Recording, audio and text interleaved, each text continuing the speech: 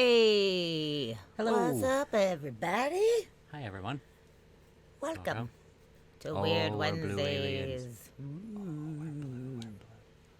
Blue da ba dee da da ba da. Whatever. That's the only part I know of that song. It wasn't good Nope. then, and it's not gonna. Never been good. Hello, everyone. Yeah, hi all. We've got Senor Steve Daniel R. Steve. hanging out. We've got Rabbit. Hi, Rabbit. Oh, you said he tried to see the blood moon, but it was too cloudy. Yeah, it was like 100% cloudy and even raining here, so we got kind of assed out. Yeah, we got another. But I put on a YouTube live of the moon, so we got to see the whole kind of progression into it and out of it, which was kind of neat. So Yes. at least there's that as an option these days, and here in the future, where we can just log in and see other people's views live. It's pretty neat. Yeah. Oh, hey, Chid. Hey, Chid, what's up? Hello. And JT, hello. Oh, hi, JT. Oh, it's so nice to have both of you guys come in. That's Yeah. awesome. Yay, super cool. Yeah. Did any of you guys get to see the eclipse from where you were? Yeah. I don't know if any of you guys. Anyone. And JT, you're in Atlanta now, aren't ya? You made it. Oh, That's I awesome. heard you were moving. Yeah, I hope that you're getting settled in. Yeah. That's pretty cool. In the ATL, the old ATL. The old RTL. Yeah. Just in time for it to turn red. Bit cooler to watch the moon turn red than the state of Georgia. Yeah. Womp womp. It was barely blue anyway. Today's your first day. Oh, wow, really? Holy shit. Cool. That's awesome. Congratulations. Yeah. So for anybody that does not know what we were talking about, just JT just moved to Atlanta from Pennsylvania, I think. Philadelphia. I was like, I don't know if it's actually Philadelphia, but I know Pennsylvania. Yeah. I bet it was a very long drive. Oh, yeah. Oh, man. Super long drive. And you got pets, right? Okay, it was Pennsylvania. Okay, at least I was right about that. Yeah, that's a dang long drive. Yeah, did you have pets with you? Did you have a dog or something? Because that's always worse, traveling with pets that are like, what the fuck is going on? Yeah, it makes it fairly exciting, Yeah, to say the least. That's rough. I drove across the country with 3 cats in my small Volkswagen, 2 friends and 3 cats. And that was rough. They all had their little carriers, and they were like, what the fuck is going on? I was from Colorado to here, and they were very confused as to what was happening. So, Yep. But that's pretty cool. You made it. And that's the hardest part, is getting over the hump of packing all the rest of your shit and doing the thing and getting in the car, and then everything works out from there. And it's kind of fun because you get to like set up a new place, and you get to go to all new places, new grocery stores, new restaurants, new roads, new fucking gas station attendants and stuff. You know, it's just like all those things. Everything is new, which is really exciting. So The new gas station attendants are always what excites me the most. I don't know. I love making friends everywhere, you know, and you have those people that you like, you see them and you're like, hey, what's up? You know, they don't have to be your best friends, but it's just like, you know, like those things that become constants in your life that you would have never had that experience if you did not move to another place. Yeah. I like it. Dusty doesn't care. He doesn't care about people. I care about people. I like people. I only care about you people. You're the only ones. Oh, fuck yeah. Publix and you had a sub. Hell yeah. Oh, okay. You know what? It's kind of a bummer because when I lived in Atlanta, there was no Publix up there yet. And I'm from the point? Florida, where it was Publix or bust. And I moved up there and there was no Publix. And I was like, what the fuck am I supposed to do with no Publix? God, I guess I'll go to Kroger. Jeez. And now there's Publix there. So I'm like, fuck. Just missed it. But yeah, that shit is so good. It's so good. Public subs. For anybody that does not know, there's entire Facebook groups about public subs. They are good. They're good. They're good. They're pretty fucking good. Cool. See, JT knows she likes making friends everywhere. There you Oh. go. And you will. For You sure. will. And what area of the city did you end up moving to? Was it Decatur or something? I think I can't remember exactly where you said you were going. Because I remember we were giving you some insight before about like, don't live in these places; they're lame, and then these places are cool. So, Morningside. I don't even know where Morningside is. Hopefully, it's a cool place. Yeah, it's got to be on the Hopefully east it's side, not right? in the boonies. Okay, that's kind of funny. Better be east side. Morningside, Georgia. I'm looking it up. Yeah, Rabbit, you and I seem to be on the same page. I like Oh, sweet. persons. Cool. It's by Druid Hills and Decatur. Cool. Okay, that should be a cool spot. And it's not too far from Buckhead and Midtown and all of that stuff. That looks Near great. Emory. Yeah, near Emory. Sweet. Okay. Cool. That is awesome. And yeah, East Atlanta Village. That's where me and Justin used to live. Down there, and that's not too far from you. That's cool. That's gonna be a good spot. A little 5 points and all that shit. Cool. Fucking awesome. Sounds good. Yay, Fun spot. cool. Fun new place. It's good. Yeah, I'm very happy for you. That is so cool. Yeah, Next yeah. time I come out to visit, I will definitely make sure to see you. That'd be great. Cool. Cool. Well, rock on. I'm happy to have all of you here tonight. We have interesting subject matter we will be discussing tonight on the Weird Wednesday, which I just dubbed Weird Wednesday. I don't know why I didn't say that before because it makes so much sense. 2 W's. Yeah. Great.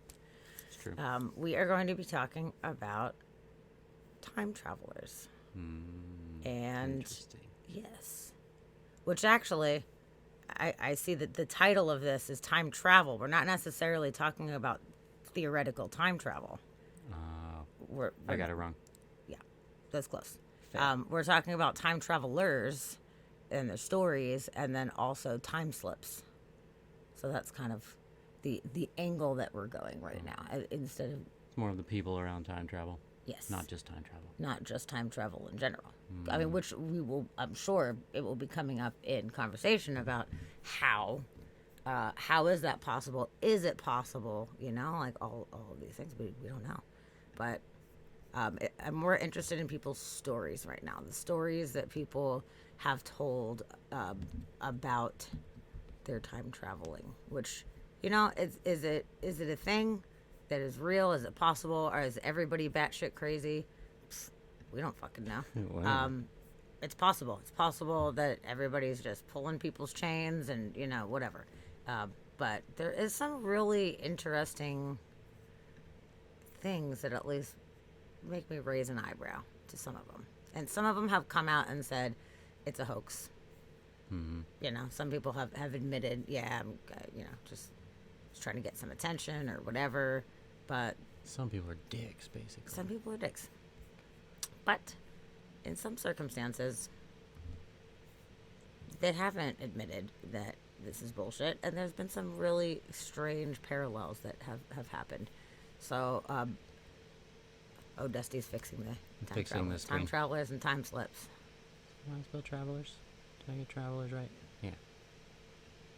Or is it one L in travelers? I always want to do O, travelers. Oh, do you? It says one L in Yeah, time 1L. travelers. Is it one L? Yeah. That doesn't Yep. look right at all. None of that looks right. Yes, Rabbit, the terrifying ship that disappeared and then reappeared with the crew in the walls. Yes. Oh yeah, we will get to that. Oh, she said, what's that static sound? I don't know why the fan on the computer is on. Oh yeah, its computer fan just started. That's I wonder why that's kind of worrisome. Hopefully this laptop will not self-destruct. I mean, they do that. They have a fan for a reason, so it makes sense. But I don't know why it just got loud all of a sudden. Yeah, I don't know. That's weird. See Sorry. if we can move. Yeah, I mean, it's like in the same configuration as usual, so I don't know why the fan's on. Sorry. But yes, the Montauk experiment with the Philadelphia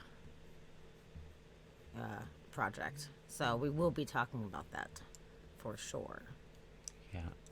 And yeah, so as far as it goes with time travelers and time slippers, it seems that there is kind of two different, I mean, maybe more than two, but like the main two differences We have people that are proclaimed time travelers who claim to have come from the future.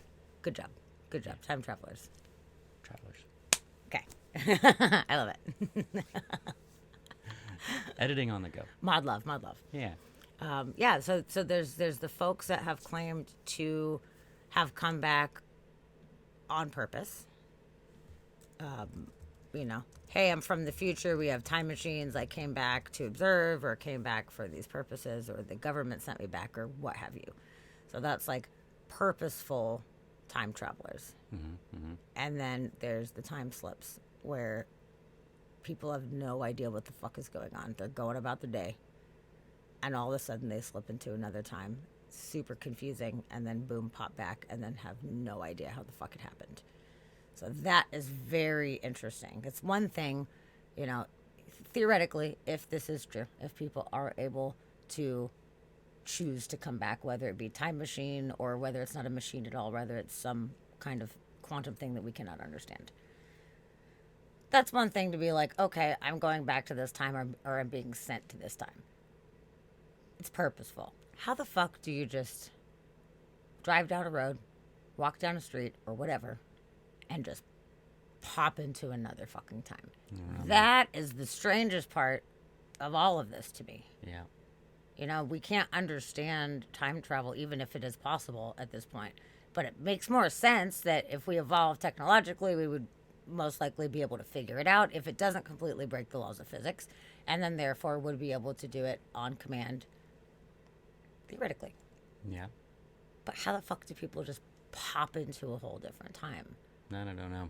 It's very weird. I think the main running theory is that there is no past or future, that all time is just present. Everything's happening all at once. And if you can somehow wrap your mind around that, then slipping to another time via like a interdimensional slip, or like a thinning of the veils between the dimensions or something like that, is where the theories lead to. But that all seemed more difficult to me than actually controlling time. Like, I don't know. Because what would determine that point, that moment, and that point where somebody just slips through? Yeah, I don't know. It'd be some frequency, something. Somebody's antenna was tuned to the same page. And if it does happen sometimes, why doesn't it happen more often? Why would it be so rare for that to happen? Yeah. I don't know. But a lot of things in nature are super rare, too. So, I don't know. Yes, Maybe and it's just there one might of be a those- lot of people who thought they were crazy and didn't talk about it also. Yeah, probably. And didn't make reports, or they're not public reports, or whatever, you know? Like, who do you even And how report do you something report like that to? Yeah, like, what do you, outside of telling your friends something weird happened, like, what do you do? I don't know. If I had a situation like that, where the fuck would I report it to? I don't even know. Yeah, we would tell each other, and we would tell you guys. And Yeah. then we'd be like, okay. We totally would, but Don't know that's what a to do now. really good point. Like, where do you make these reports? Like, even with, like, UFO sightings and stuff, there's not, like, a specific database to put your information into if you have the sighting. I mean, when I saw it when I was in high school, I called the cops, called the police. I mean, it was before the internet and shit like I that, think but still. there's a spot to go specifically report UFO sightings. Is there? Yeah. Is it like I saw it's like- UFO.com or something Yeah. like that? I don't know. Well, that's cool. I mean, I'm sure if you had the situation happen, then you could Google it and figure it out. Yeah. But this is definitely new stuff over the past, I would say 10, 20 years at the most, being able to report these kind of things.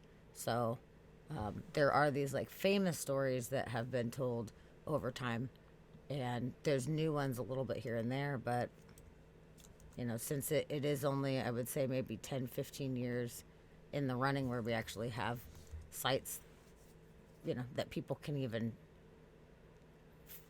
potentially find on Googling, and then there's not one very specific database for it. So I guess my point is there could be a lot more of these stories that are just not publicized stories. So who knows what is out there and what kind of things that people have experienced. We only have very limited accounts on YouTube or Yeah, we need different like a articles. yeah, like a way to report weird shit. Like, yeah. Yeah, for your keywords. Yeah, what was I was trying to figure out what your .com is supposed to be. Do it again. Is a wayfo.com. In the meantime, you're supposed to, with your UFOs, you're supposed to go to the National UFO Reporting Center, or Okay. NUFORC, newfork.org? Newfork? What Okay. does that stand for? Oh, it's NUFORC, so National UFO Reporting Center. Okay. That's good to know. So newfork.org, and it's an org, not a com. And that was the FAA said to go there, Okay. so that's coming from them. Okay. That is good. And that's just national as far as worldwide. Yeah, I wish there was a worldwide database where people can put from all the different countries, like, okay, these are the reports that we had today. Because what if there is a report in Seattle, of a certain kind of craft, and then X amount of time later, there it is over London or Yeah. something like that, Like, I think we Yeah. need to all communicate this kind of stuff. It'd be very, very helpful. Oh, I saw UFO.com. Yeah. Oh. Yep. I like it. Okay. Yeah. That makes way more sense than isawayfo. Isawayfo.com sounds good. We should just register that one anyway. That's so funny. But Yeah, I'm telling you, I saw UFO.com. Give us your stories. It'd be great. I think it should just be like all weird occurrences. Like if you experience like a time slip, or if it's ghosts or anything, you should be able to report any Something paranormal. paranormal, unexplained, anything. Paranormalexperiences.com. Yeah. Yep. Okay. Unexplained circumstances.org. I mean, we might be able to put something together and have it be a cool thing, like just if as that's long not as already it's not done. on our Discord. Don't- Shit. I would say the Discord, but we would never see it. So, No, so as far as you guys listening right now, have any of you guys had any experiences or have known anybody that have had any experiences with time travel or weird lost time or time slips or anything like that? I'm sure it's probably rare, but I figured might as well ask. or do you know anybody who's had any weird situation? We've got one friend who's had a weird. Ooh, I saw mystery.com. Ooh, I saw mystery.com. You've lost time. That's a good one. Oh, you lost time, huh? Really? Elaborate. I wanna Yes, know more about I your do. lost I time. would like to know also Yeah. about your lost time. And I wish we could just call Thaddeus in to talk about their experience. Oh man. Didn't even think about that, but I wonder if we could just call and surprise him and be like, "Surprise! You're live on the air. Tell us I a story." wonder if you Right. send him a message and Yeah. ask if Honestly. if we could call him in a little bit.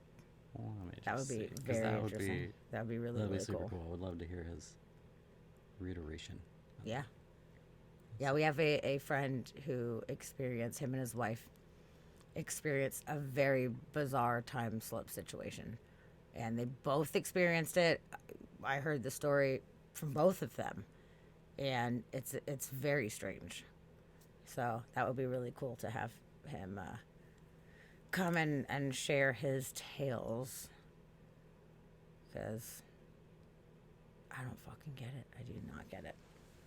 But you know what? Some things are just not meant to be gotten, is kind of what I'm figuring out as we move forward. And there's so much more information. It's just like, there, at least in our lifetime, we might never understand what some of these things are. And to just completely dismiss all of these things, anything paranormal, I feel like it's silly and it's closed-minded at this point. So I don't know. I can't say I wholeheartedly believe all of these stories that we will tell tonight. I can't even wholeheartedly say I believe half of the stories we will tell tonight. But it's very interesting, and we might end up learning more as time goes on. So we at least have to be open-minded and take take people's stories, you know? I do believe there's weird shit going on. Just can't explain it.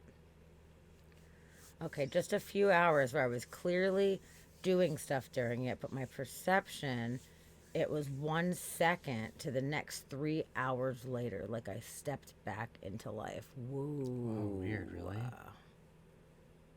Yo, that's weird. That is weird. Like you were on autopilot just doing things and completely just zoned back in. Yeah. That's Did you weird. get stuff done during that time? Like, were you doing something? Like you said, you were clearly doing stuff during it, but from your perception, it was 1 second. So you don't remember doing any of the stuff in between there, or you just like didn't get anything done. Like you stood there and zoned out. Felt like a second, and then you were back. Well, you said I was clearly doing stuff during it. Yeah. So it wasn't like you just passed out. Krista, that's funny. Yeah, right. Can I use Hey, that? Krista. That's kinda awesome. Yeah. Just zone out and come back and be like, Yeah. wow, I did a great job And today, huh? Gone. Neat. Okay. Good. Yeah. Look at all the things I did. Interesting. Yeah, and like what kind of stuff? Because I feel like if I missed time, I feel like I would just have wandered around in circles or around the house for a couple hours, and then come to and be like, oh, okay, what room am I in? You know. But Yeah. if you're being productive and like all of a sudden the house is clean and you don't remember doing it, that's cool. Yeah. That's So- pretty neat. But it's always weird to wonder, like, where'd you go? Yeah. Where Or did you go? just not process memory during that time? Did your brain just have like a weird thing where it just didn't retain memory? Or did you actually check out and go somewhere else? And if you went somewhere else, what the fuck was in your body doing the thing? Yeah. Is it like, are we split into two different pieces of ourselves where one part of our consciousness can go elsewhere and the other part operates our body and does the normal function things? Or is it one or the other? Or is it something else is taking your place for a little bit, Yeah. doing the thing? Yeah, like in the really Tales of the Time Slips, did the person in physical present time just like disappear for a minute while they were wherever, what other time? Or did whatever time they experienced, maybe it was just in a flash? So like in present time, real time, it like no time had passed, but they experienced however long they were gone, type of thing. Yeah, but sometimes people end up in different places too, and then they're like, "What the fuck?" So yeah, what does it look like from an observer's point of view with that person? Like, if I was with you and you just disappeared and had this weird time slip thing, what would I experience as far as Yeah. you physically in the space? You know, like if you all of a sudden ended up in the other side of town or whatever, Yeah. then I don't know. what is your body doing at that point? You know, it's very strange. Autopilot's different. Like with autopilot, I still perceived doing things, but when I lost time, I came to the bunny was let out and items were reorganized while others were still disheveled. Okay. So you were doing things. You just didn't experience any of that experience. Yeah. Whoa, Weird. That's really weird. that's very strange. Do you have ideas of what happened? Do you got theories? Or were you just like, that's fucking weird, I don't know. Like, That'd be freaky. yeah, that's kind of freaky. But yeah, it's a good question. Like, do you have any idea what you think that could be? Any instinct on the situation? Or is it just, yeah, it was fucked up and can't explain it, and that was the only time it ever happened, and there you go. It's a weird experience. Yeah. Thankfully, I can't recall. I've never lost time that I know of in any way. But especially with abductions, there's a lot of people that lose time during that, which is strange. Or, you know, all of a sudden the clock will change and it'll be like 7 minutes after. Like, I just looked at the clock or whatever, you know. There's a lot of really strange things with that. Yeah. So for people that are taken, if it's, you know, hate to use the reference, but like Men in Black type of thing, where it's just like, boop, erase the memory real quick, boom, you have no idea what happened, now you're back. You recognize that time has passed. And you know what? Honestly, in those cases where people were looking at the clock and they knew time passed, how many times does it happen where people don't even fucking know? They have no idea. That's true. If their shit is wiped, Yeah. for whatever that may be, like, they could have this experience and have no idea. And I wonder if, at least with, you know, alien things, I wonder if it happens more when people are alone. To kind of mitigate the factor of other people being like, what the fuck, you know? Yeah. I don't know. Yeah. Okay, I think having an observer keeps me anchored in time. Like maybe I can feed off their regular time stream. I don't have any theories. I don't really like thinking about what's happening while I'm not in my brain. It's a little freaky. Fair enough. Yeah. Okay, I concur. And actually, Really the weird. brings up an interesting thought. Having an observer keeps me anchored. Makes me think about the, like in quantum physics when they're looking at quantum particles, like the act of observing them solidifies them. Essentially, it breaks down the wave function and makes it a particle instead of acting like a wave. So having an observer keeping you anchored makes a lot of sense. If we are, you know, quantum beings just on a larger scale, like if we are not being observed, maybe it allows that wave function to operate a little bit more loose than the collapsed function that we always wander That's an through time in. interesting theory. Yeah. So if there's nobody watching, and if you kind of your consciousness slips away from paying attention to what you're doing, maybe you could fall into a wave function almost. Ah, Maybe difficult to do and extremely rare, like we were saying, but that I don't know. Interesting, it is because interesting. we're all just waves. Yeah, which I wonder if that might be why out of body experiences and astral stuff does happen when we are alone in ourselves Maybe. as well. Yeah. I like that. Interesting. It's like that age-old question: whenever you close the refrigerator door, is everything in there still there, or does it go away? Yes. We don't know. No one knows. Does the light go off? We don't know. Is it like Schrodinger's refrigerator? Yeah. Yep. Schrodinger's refrigerator. Is the ketchup there or is it gone? We don't know. Ooh, interesting. Yeah, the observers apply an outside pressure on perception, causing me to stay in time instead of losing it. Interesting. Yeah. Yeah. Okay, so now I have one more question. I'm getting the feeling that that might not be the only time that that has happened. Has it happened more times to you? It sounds like you've thought about this quite a bit. So I am definitely curious. Yeah, it is. That's totally freaky. Multiple times. Let's see. Whoa. Really. Wow. Thank you for sharing that. That's really bizarre. I wonder what it is. No fucking idea. Well, if you ever bring back any information, let us know. I mean, if you don't even know that you were gone until you get back, then that's kind of a difficult thing to, I guess, dig deeper into. You know, it's like when you're having a dream. Like, how can you know you're lucid if you don't know that you're in a dream at that time and you wake up afterwards and you're like, well, fuck, I should have known that was a dream because everybody had 8 heads, you know? Like, how did I not know? Come on. Yeah. Yeah. Just conscious at 4:30. The next moment, it's like 7 or something like that. Ooh. And same thing, like you said, you're doing things in between, and it's evident that stuff was happening in between. That's really, That's very strange. really weird. But when people are around you, it keeps you more in check. That's very interesting.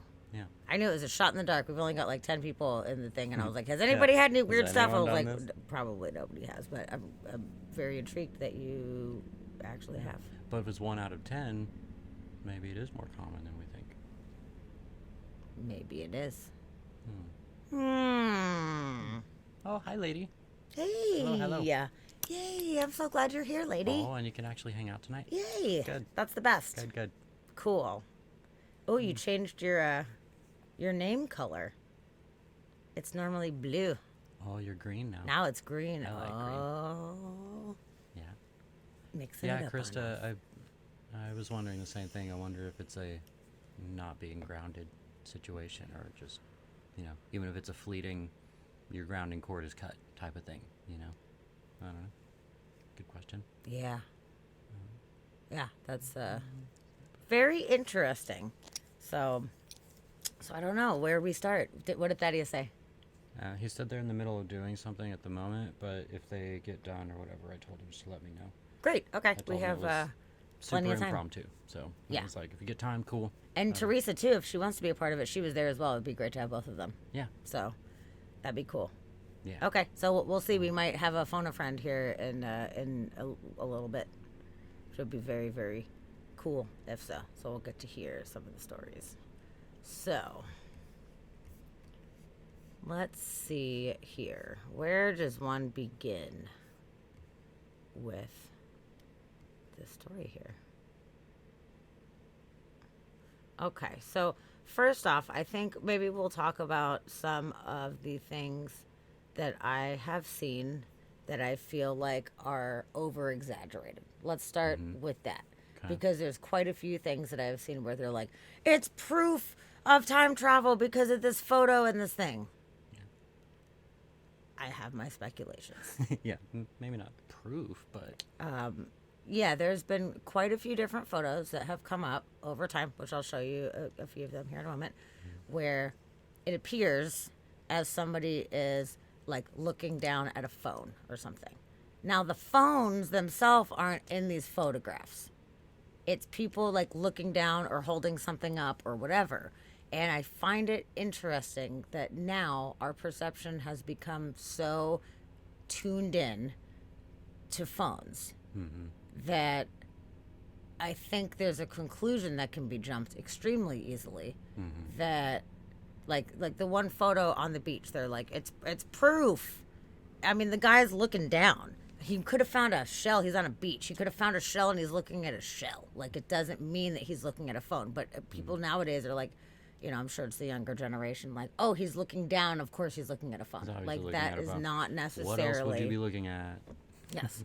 So there's been some photos that, you know, are interesting, but not proof as people are making them out to be. So I will show you, since we're just talking about the beach one. All right. So this is a photo from the 1940s. And they put in quotes that it proves time travel is real. Can you spot the quantum leaper among the sunbathers? Okay. So it shows a fleet of Brits escaping from the realities of World War II, a day at the beach. And I will show you what they are talking about here. This guy Oh, wearing brown at the beach, who's just like, he's wearing like a full suit at the beach. he's wearing a suit at the beach, Which which is is weird. That's interesting. weird enough as it is, but like everyone's pretty, you know, pretty covered up. You know, there's a lot of covering going on here. Guess so. But I mean, to me, I'm like, okay, so the guy has something in his hands. Somebody said as a suggestion, they're like, maybe he's rolling a cigarette. You know, maybe he's rolling a cigarette. Maybe he's looking at a shell that he just found on the ground. I don't know. I don't know what he's doing. But I do not think that that is proof of time traveling in any way. Just because he's looking down to me. I would lean more towards this guy in the front laying down wearing jeans. This guy here. Yeah. Who goes to the beach Yeah, wearing jeans it's and weird, they're like right? rolled up like I don't That know. is Why are pretty you weird. going to the beach wearing jeans? I have no idea. There's like a dude in a fedora sitting behind him, so I guess that's Yeah, people okay, are pretty. but- Look, this lady's wearing like a babushka thing going on or something. I don't know. Yeah. Like totally covered up. It's weird. You know, maybe it was a little bit of a chilly day. Maybe. Could have been a little breezy or whatever. I mean, it's England, so it doesn't necessarily get super warm. But either way, I thought that that was a hell of a stretch Yeah. That's on a that little bit of one. a stretch. Hell of a stretch. Just, And then, just looking so, down. Okay. and it says an object that looks suspiciously like a smartphone. It doesn't look like anything because you can't Just see can't see it. anything. You just Yeah. see him looking down at his own hands or something that he is holding in his hands. Yeah. People have held things since the dawn of time that are not cell phones, and they look at them That's true. sometimes, you know? Yeah. So yeah, okay. Yeah, I don't see an object either. Thank you. Okay, it says there's two photos. Wonder if they did a close up or something. Oh, there we go. It's literally the same thing we just did. So I know it's not And it in the Vox, but looks worse. it's fine. Yeah. Yep. Okay, so there's that one that I was like, whatever. Okay. This one is a similar type of scenario here.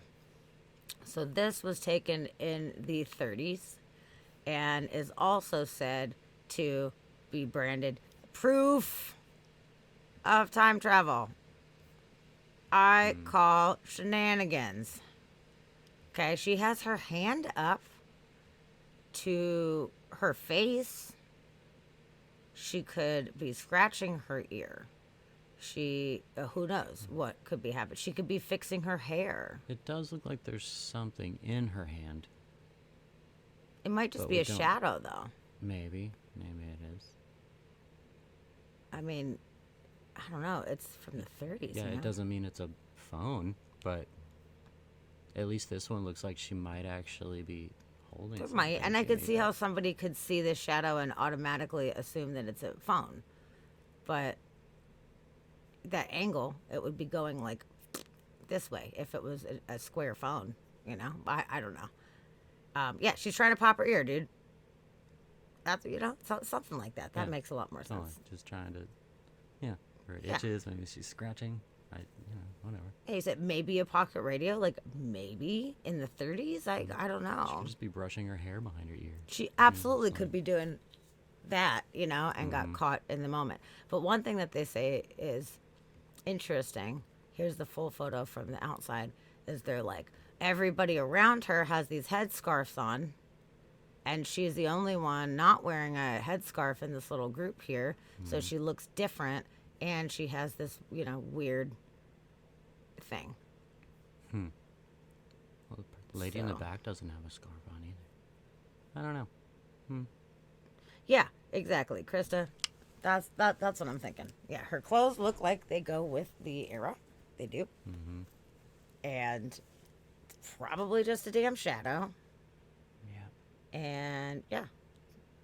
Did they have hearing aids in the 30s? I have no idea. All I know is most likely it was something way less exciting than a cell phone. They're like, oh my God, cell boring. phones, all these cell phones. Like, don't call it proof. That's crazy. I don't like when people call it proof. You could just be like, it's Yeah. this mysterious thing. It's literally, there's no proof. Yeah, she's asking for her scarf. Honey, bring me my scarf. I stand up. They're on to me, I that's funny. think. Okay, this next one. This is another similar one, which I find as a beautiful painting. It's a 150-year-old painting, and this they specifically say in this article, the fans left baffled after spotting a woman holding an iPhone in a 150-year-old painting. She's holding something. That very, I mean, okay, I could see how somebody could mistake it for that because we're used to that. But it also could be a little bowl or a cup or something More little that's, pocket Bibles. and actually, it's funny that you say that because that was one of the things where they're like, no, she was probably holding a book, holding the Bible or whatever. But to me, like my first instinct was, okay, well, she's holding something. I thought maybe a cup or something, but yeah, it was cup of tea saying, or something like that. so Hope she's got a good grip on it because this dude's about to jump out and scare the shit out of her. boo. Whatever she's holding, she's about to fling into those trees. Yeah, the woman is said to be reading a prayer book. So, That's same what I'm kind of thinking. thing, you know? Which is Yes. also a sign of the times because that's something that would have been, popular back then, which is not now. Yes. So, I don't know. I think people are reaching a lot. And, I understand, question everything, look into stuff, and, there's a lot of stuff that might not be on the surface, and we're trying to understand what it is. I totally am for that. I'm for having an open mind and for, being open to accepting things that we don't understand. That's cool. But people jump into conclusions. Yeah. It taints the whole thing, I feel like, because if there is something that is legitimate or can be legitimate, then if there's too many people just jumping on, look at the guy at the beach. It's proof of time travel because he's looking at something. Like, He's looking at his you're hands. fucking up the entire thing, you know? Like, people need to be more objective and, I mean, I hate to say scientific about things because there is metaphysics that are not able to be explained yet. But if we look at it more in a, like, scientific way, as far as, like, okay, what could it be? Could it be this? Could it be this? Could it be this? And sometimes there's points where we're like, I don't know, man. Like, it's none of these things. We've tried to be as objective as we can about it, but when it comes down to it, I don't know. There is no explanation that I can come up with at this point. And then you can go ahead and put it out there. You can't say proof at that point. I guess people can say whatever they want, but they should not, I don't think, say proof. I think it should be, you know, like, okay, it's not this. So what is it? Here's this very intriguing thing that we have found that we cannot find a scientific explanation for. I think that is a better way to go about it, Much personally. Yeah. Yes. So I was probably trying to figure out how to get the sand out of his nails, right? It could have been something very simple. Now, like I said, this one out of all of them is the most, I'm not going to say convincing because I'm not convinced in any way, but I could see how it could be misinterpreted more easily because there is actually an object in her hand. Yeah, at least she's got something in her hand in this one. Yes. And she's looking down, but I mean, it's pretty obvious that it is a book or some kind of other object. So I'm just saying, people get a little crazy with this kind of stuff. People do. And I do not understand, like, why people just cling and jump onto things so easily without having anything to back it up. You know, I know people want exciting things to be happening in the world. That's cool. Yeah. But at what cost, you know? Like, people just put tinfoil hats on and just go for it at this point, you know? Shit. Yeah. But, yeah, I just feel like it's a disservice to us actually trying to figure out what is going on. Yeah, that's for sure. Not helping. It's not helping. So now that we've talked about that a little bit, before we, I guess, get into other things, I would say there's this short video that is two physicists discussing whether time travel is possible, how they think, or if they think time travel is in fact possible. So before we move further, I think that's a good way to kind of start. It's pretty short. It's Brian Cox and Nalini Joshi, which I'm not familiar with her generally, but of course I love. I'm just Brian actually Cox. wondering, I've always wanted to time travel, and I thought, well, if somebody in the future, like maybe in 1,000,000 or 1,000 years, could figure out how to build a time machine, then why can't they come back to 2014 and then show us how to build it?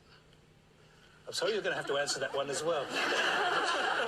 Hey, Diet Toms, welcome in. Oh, hi there, Tom. Yes, that's awesome. Thanks for coming in. We're so glad to see you. Could you explain why? Nalini, we'll start with you. Actually, I don't know will. about whether there's an arrow. I'm going to pause this just for a second so we can give a very warm welcome and a shout out to fellow Twitch streamer Diet Tom's Attack.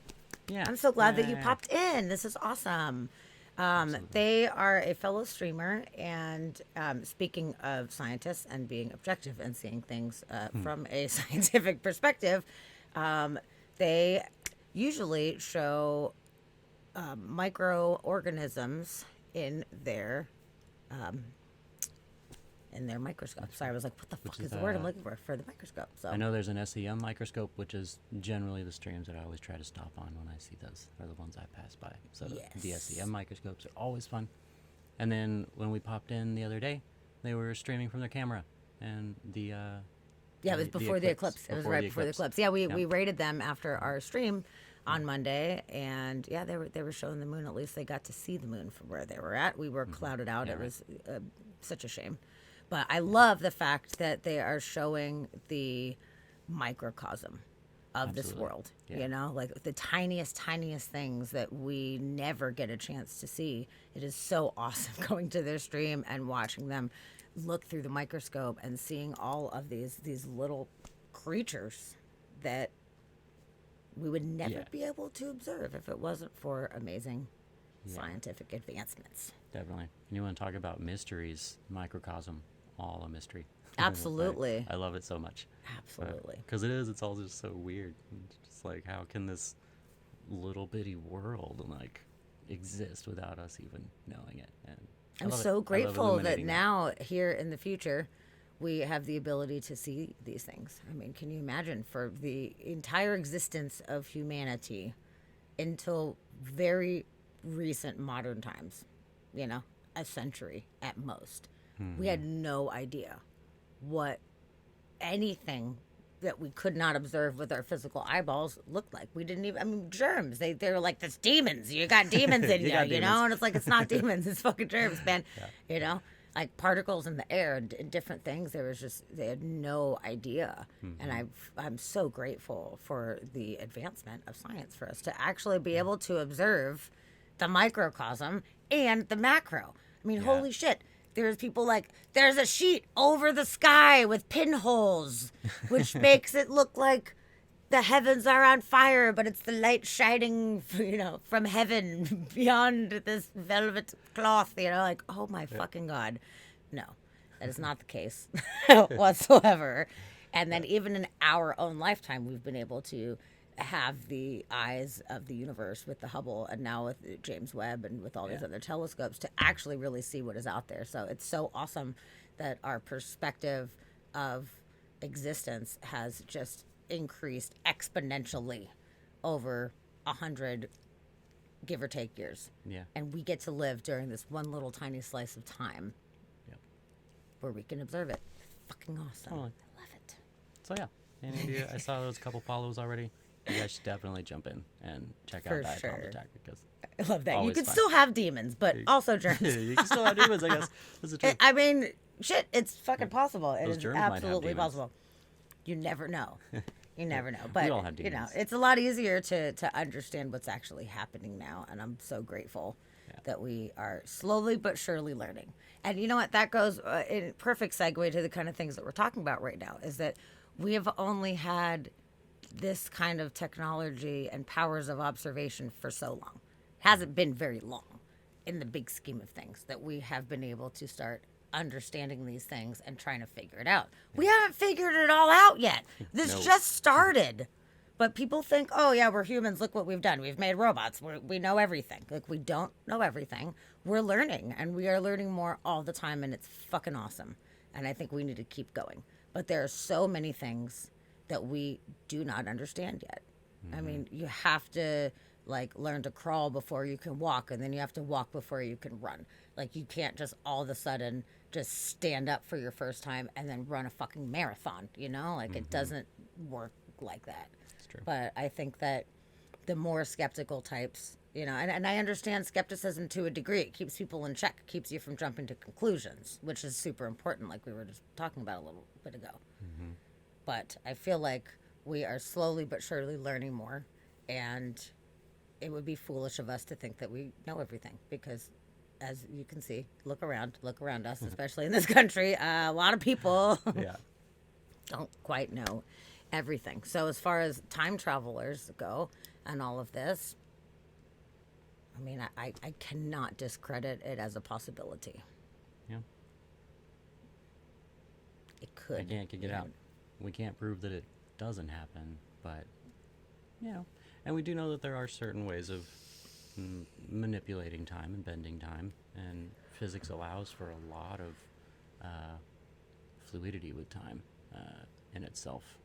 So I can't say that it won't happen at some point, whether it's, you know, we can literally jump into the 80s and then come back, like, I don't know, or if it's like a, you know, a viewing situation where you can kind of peek and see into the past or future maybe, but you know, who knows what it'll be. But That's the thing, the rules of time travel. Yeah. If this does in fact exist, if we have been able to harness it at some point, whether it is current technology which is being hidden or whether it's future technology and we're observing people from the future, like, what are the rules of it? Because yeah, if we were able to just kind of zoom back and forth all the time, if you are affecting things that have happened in the past, then you have the paradoxes that happen. Yeah. Which actually, I have this lovely photo here. It is a nice visual for you guys of the grandfather paradox.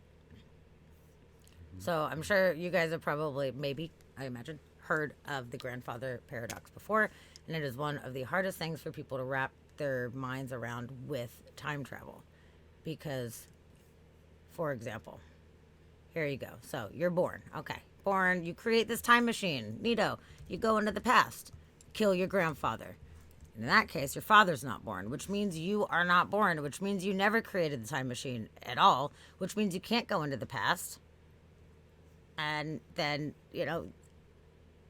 then what? How does that work? It starts with this lineage line that's moving around. And then if you kill the grandfather and nobody is born, then you never did the thing to begin with. So what does that mean? As far as, are there parallel lines going where in one line you did this whole thing, and then is there an offshoot that is created by you doing this thing? But then there are essentially two versions of yourself, or more versions, depending on a lot of different factors.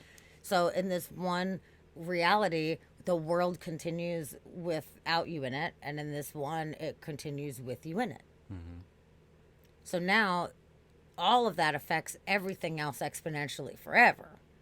Because the people whose lives you influence, you make one comment to somebody and it changes their fucking life, like, how does this work? So that makes it sound very difficult as far as if we were able to go back. I would imagine that somehow, scientifically, physically, there would be some kind of cap so that you could not actually affect. Kind of makes me think of Scrooged. Scrooged with Bill Murray.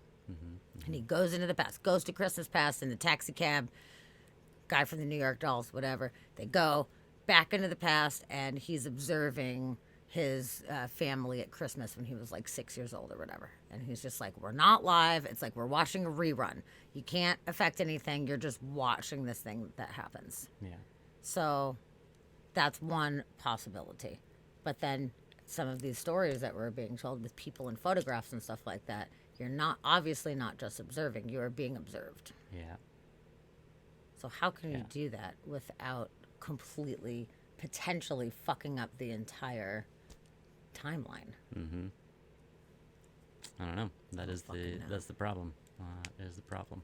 And yeah, like Steve says, it's the theory of different timelines and other dimensions. Like, thinking like if you were going back in time to theoretically kill your grandfather, so in this world, you would go back in time, you would disappear in this world. That'd be like, everybody watching would be like, oh, they went back in time, they're gonna go kill their grandfather. Well, then you would probably just never come back. Like, they would just never see you come back, I think. But you would go back, and then if you did successfully kill your grandfather, then you would now live in a world where you never had a grandfather, really, but you already existed before that grandfather died. So it would be a weird time loop of events, but I think you would just exist in that world, whereas the world that you left, you would just never come back to. That's what I'm thinking. That makes sense. Okay. I think you create your own offshoot time, and you're only going to observe one timeline anyway about it. Right. So whatever that is, your present time, you would observe that your grandfather is gone. Your grandfather was murdered by you in the past, and you just have to move forward and accept that as your reality now. Like, I guess that happened, and then you'd be in jail, and that's not good. Go to jail for so murder. maybe if you affect something, then therefore you are now stuck in that. You are no longer able to return to the alternate timeline, which was your main timeline, but now becomes an inaccessible timeline. Yeah. Because you have therefore altered Your bridge to that timeline is gone now. things. But then there's two separate things going at one time, which can exponentially spider out and make a million more things. So that being said, are there an infinite or, close to infinite amount of timelines happening at once and what determines our reality in this one. Yeah, How? it could be. But I don't think it means that there's multiple, like, infinite happening at once. I think it just means that whenever something big like that and there's a divide happens, then that's another one. But how often is that happening? You know? Let's see, Krista says, the theory of time travel that I use for my book is based on using a theoretical faster than light speed particle, and that people wouldn't be able to go further back in time than when time travel was first invented. Ooh, interesting. Yeah, which is a popular theory. Also, time is actually simultaneous. We only perceive a linear timeline because we're stuck in a three-dimensional body. Yeah. All possible occurrences are happening at once. Each choice we make in our linear perception causes us to experience a different quantum reality. Yeah, so that's kind of a, you know, one of the main theories out there for sure. And, you know, it totally could be. I do like the idea that you can't go back further than when time travel was first invented. But I also don't know what would stop you from going back further. Like, I don't know why you couldn't go back further Yeah, than that, because I wonder why as you well. know, I don't know Why that would be the unless line. it's something like, you know, your time machine is essentially jumping from, you know, kind of like quantum teleportation, where it's like jumping from one point to another, but there's got to be like a landing zone almost. There's got to be a landing strip. And if Sure. you go back in time, there's no landing strip for it, so maybe there's no. So there is an equip- actual like A-B connection, and until A exists, you can't go from B to A. Yeah. Yeah. So that would be more of a like physical location, Stargate-esque type of thing. Mm-hmm. So if they created some kind of, you know, Stargate or portal thing, Mm-hmm. then that's the only way to physically traverse would be through this portal that operates in one specific place. Yeah.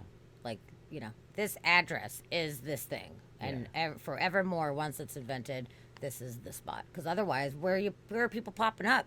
If you just pop up, you're like, oh, I'm gonna go to Scotland in 1632 or whatever, you know. Like, Yeah. what if you're in like a cow field, or if there's a battle? Or you Yeah. can't just be popping up, disappearing, boop. Yeah. You know, like it could be not a good scenario, and it could not be as sneaky. So I guess to have a place that you could enter, I could see that being Yeah, beneficial. you need an underground bunker to land in for sure.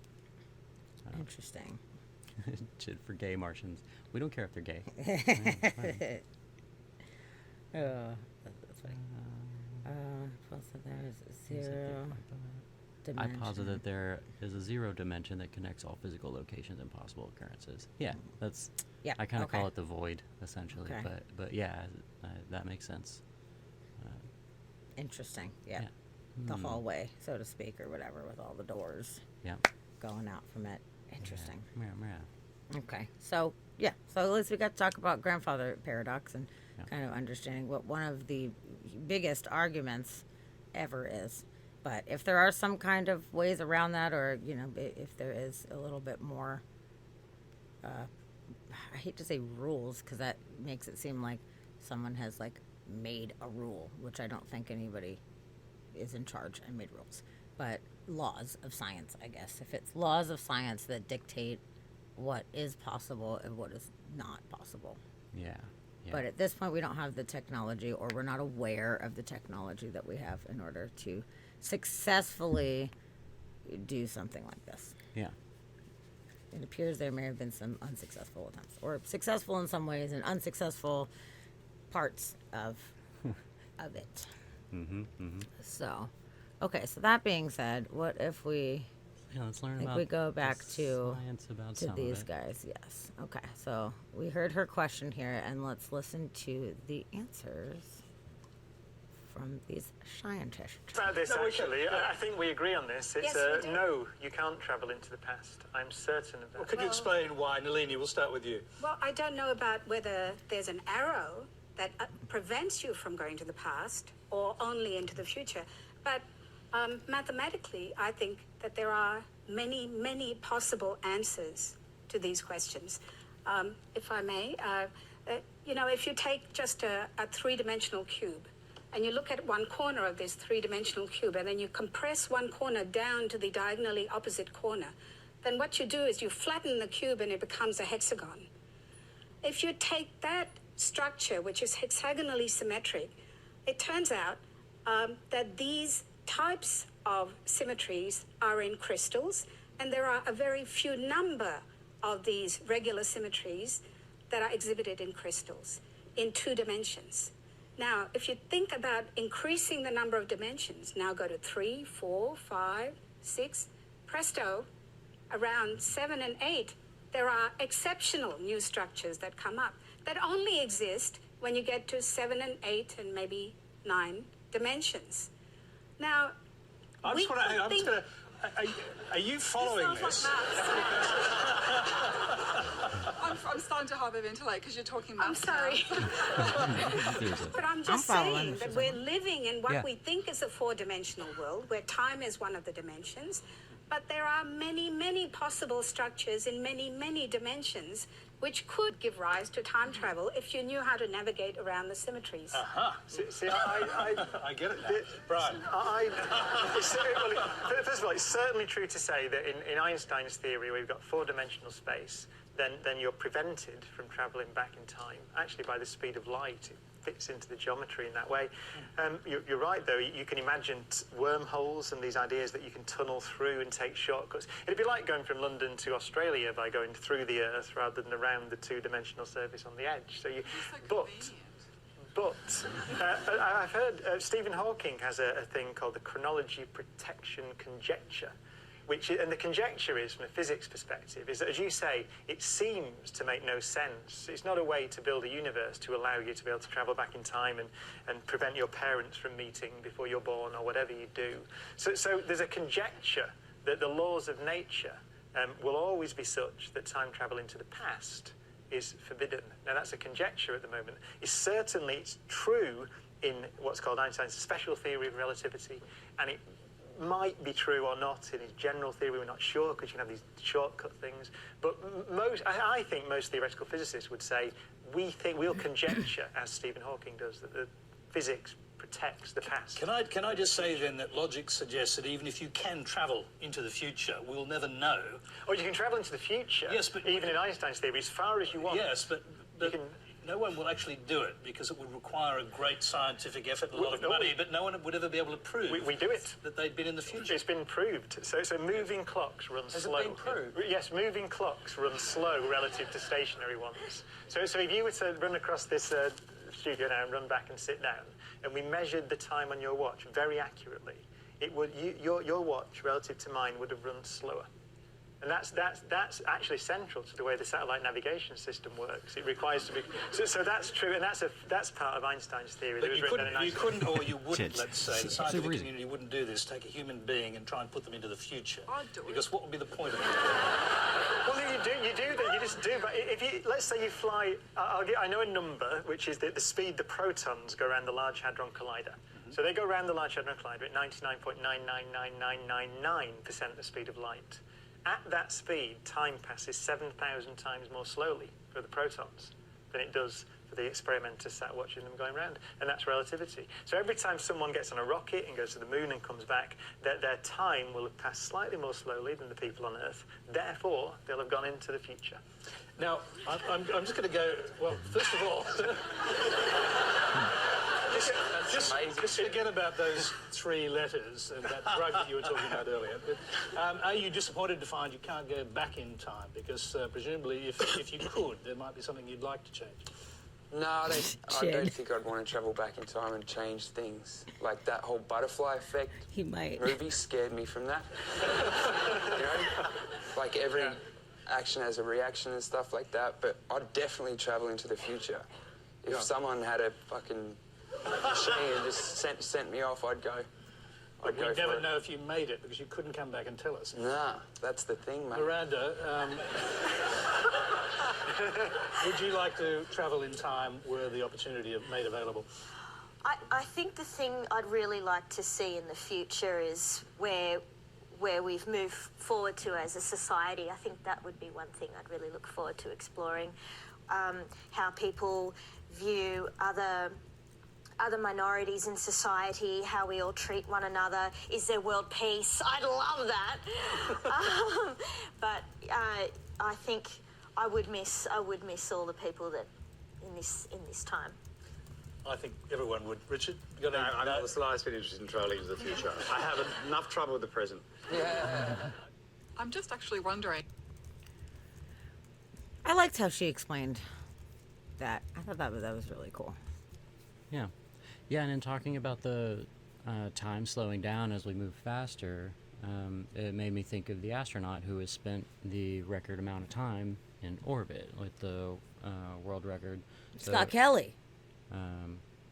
Actually, I don't think he's got the record anymore. I think it was longest, like, one stint. No, it was accumulated time and space. Oh, was it? Mhm. Oh, okay. Well, then this one must be old. I don't know when this one was, but there was a Russian cosmonaut who held the record for time spent in orbit, which was 803 days that he Wow. spent. And due to that and the speed that they're going in orbit, it's been calculated that he is 0.02 seconds younger than everyone else born at the same time as him. 0.02. 0.02. Yeah, because it's, you know, they're not moving very close to the speed of light, really, but they're moving faster. And then they're also away from Earth. They're also in lower gravity. How which could they affects it too. calculate that, though? Because Because that's the most minuscule amount of anything ever. Yeah, but that's how exact they get with time. Whenever you start talking about like atomic clocks and that time dilation that they're doing with the satellites and the lag, they're getting super exact. Like when you get into nanoseconds and like tens of thousandths of a nanosecond, like they're getting exact with time. Blow my mind. So the fact that they can calculate that, like 0.02 seconds, is actually fairly large compared to what we're keeping track of. But I read something the other day. There is a new time tracking technique that scientists have figured out, and it's more exact than anything that we've got at the moment. So they're still kind of trying to nail it down. But at the moment, it's looking like they can narrow down within a zillionth of a second. A zillionth of a second. Zillionth? Yeah. And pinpoint What? the vibrations of particles down to a zillionth of a second. This shit's crazy. Yeah, that's super crazy. But And 100 years ago, they thought there's demons coming out of your nose when you sneezed, you know? Like, wow. Leaps and bounds. I'm still kind of leaning towards that. I haven't kicked that theory out Leaps yet. and fucking... It's so interesting. Yeah. Wow. Yeah. That's really, really cool. Yeah, I like the way that he was explaining that. Like, sure, you can travel to the future, Yeah. but it's a different version than what we would imagine. Hop into a Stargate, beep, boop, boop, beep. Yeah. 2186, here I come, bloop. You know, Yeah. just hopping right over. And that's why I don't think that, you know, at the moment, like, even theoretically we could do that, there would be no way to return to where you came from. Right. You would only be in that time. Like, your time is lost anyway. Okay, that way. question for you and chat.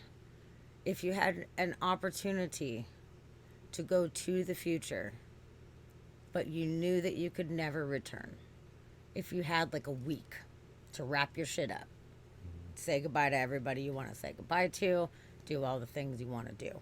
Now, this is a future uncertain scenario. You do not have guarantees on what the nature of the future, in fact, is. Mm-hmm. So, would you go? And if you would go, how far in the future would you choose to go? Because there's a lot of factors, and you're rolling the dice. It's a roll of the dice the entire time. I'm really curious what everyone has to say. Diatoms. Yeah, me too. Yeah. Yes, right? I always call Yeah. traveling, especially international traveling, time traveling. I'm Absolutely. like, I just time traveled today. It was fucking great. You know, I got on a plane, I fell asleep, and now I'm in London and it's afternoon. Mm-hmm. What the fuck? You know, and seeing sunsets sometimes. I've been on a plane and I've seen a sunset that lasts like 4 hours. And I'm like, this is fucking crazy. So, yeah, we are Yeah. able to. And then whenever time you travel hop on a onto small a scale. plane, especially when they're going like the, you know, supersonic speeds, like whenever they fly against, I guess, the rotation of the Earth, and they actually land before they took off. Like they land at the time that was before they That took shit's off. crazy. Like, that happens, you know. So it's like that's like a form of time travel in itself. Actually, yeah, when we come back to London, we're going on a European trip. over the holidays, and we come back on the 12th of January, and I don't remember what time we leave. I think we leave at 3 p.m. or whatever, and we get back at like 4:30 p.m. So we're on a plane for like 10 fucking hours, you know, but we're coming back like an hour and a half after the time that we leave. It's only an so hour and a half strange. of that. Yeah, that's Jet a lag weird one. doesn't get me on the way out there at all because I always take red-eye flights overnight. Yeah. And I sleep on the plane, and then I wake up, and it's like afternoon, and I'm like, fucking perfect. But coming back, I'm like, I don't know what day it is anymore. I don't know what's happening. Where are we? I don't sleep much anyway, so, you know, it works out in my favor. But Yeah. okay, let's see what people got to say. Okay, Steve Scott, just straight up, no. Nope. Just nope. Okay, no explanation, just nope. Okay, Rabbit, no. I wouldn't want to leave my people. If I'm losing all my people, I may as well just die. Damn. Fair That enough. was very That's sweet. That's endearing. sweet and endearing, absolutely. I feel you. Chid says, nope. If I could travel into the future, I should be able to travel into the past. No? Well, possibly, Maybe. theoretically, but maybe not. Because if the past already happened and the future hasn't necessarily happened yet, if we were able to somehow, kind of what Brian Cox was talking about with being able to move so fast that you slow, but then you can arrive in the future. It's not really necessarily time traveling. It's just slowing yourself to a degree where you're not aging so you can show up at this other time. So maybe not. We don't know. It's possible.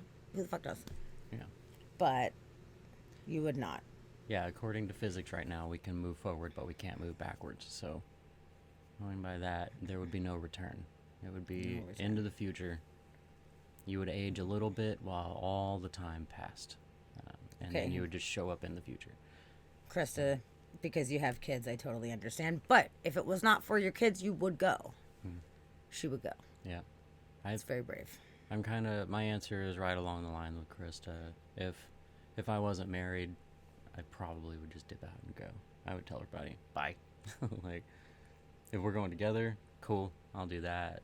But just me by myself, I wouldn't do that at the moment. Really? You would not. No, not That's right very now. sweet. I appreciate that. If you're here, I'm not leaving. That's so nice of you. I made a promise. I'm not going anywhere. You can't get rid of me. She can't get rid I of don't me. know. I know how you are about these kind of things, and I know that you would love to take that opportunity and just to like not have a cool opportunity like that and stay here for me. Yeah. Bummer. No, I'd feel bad.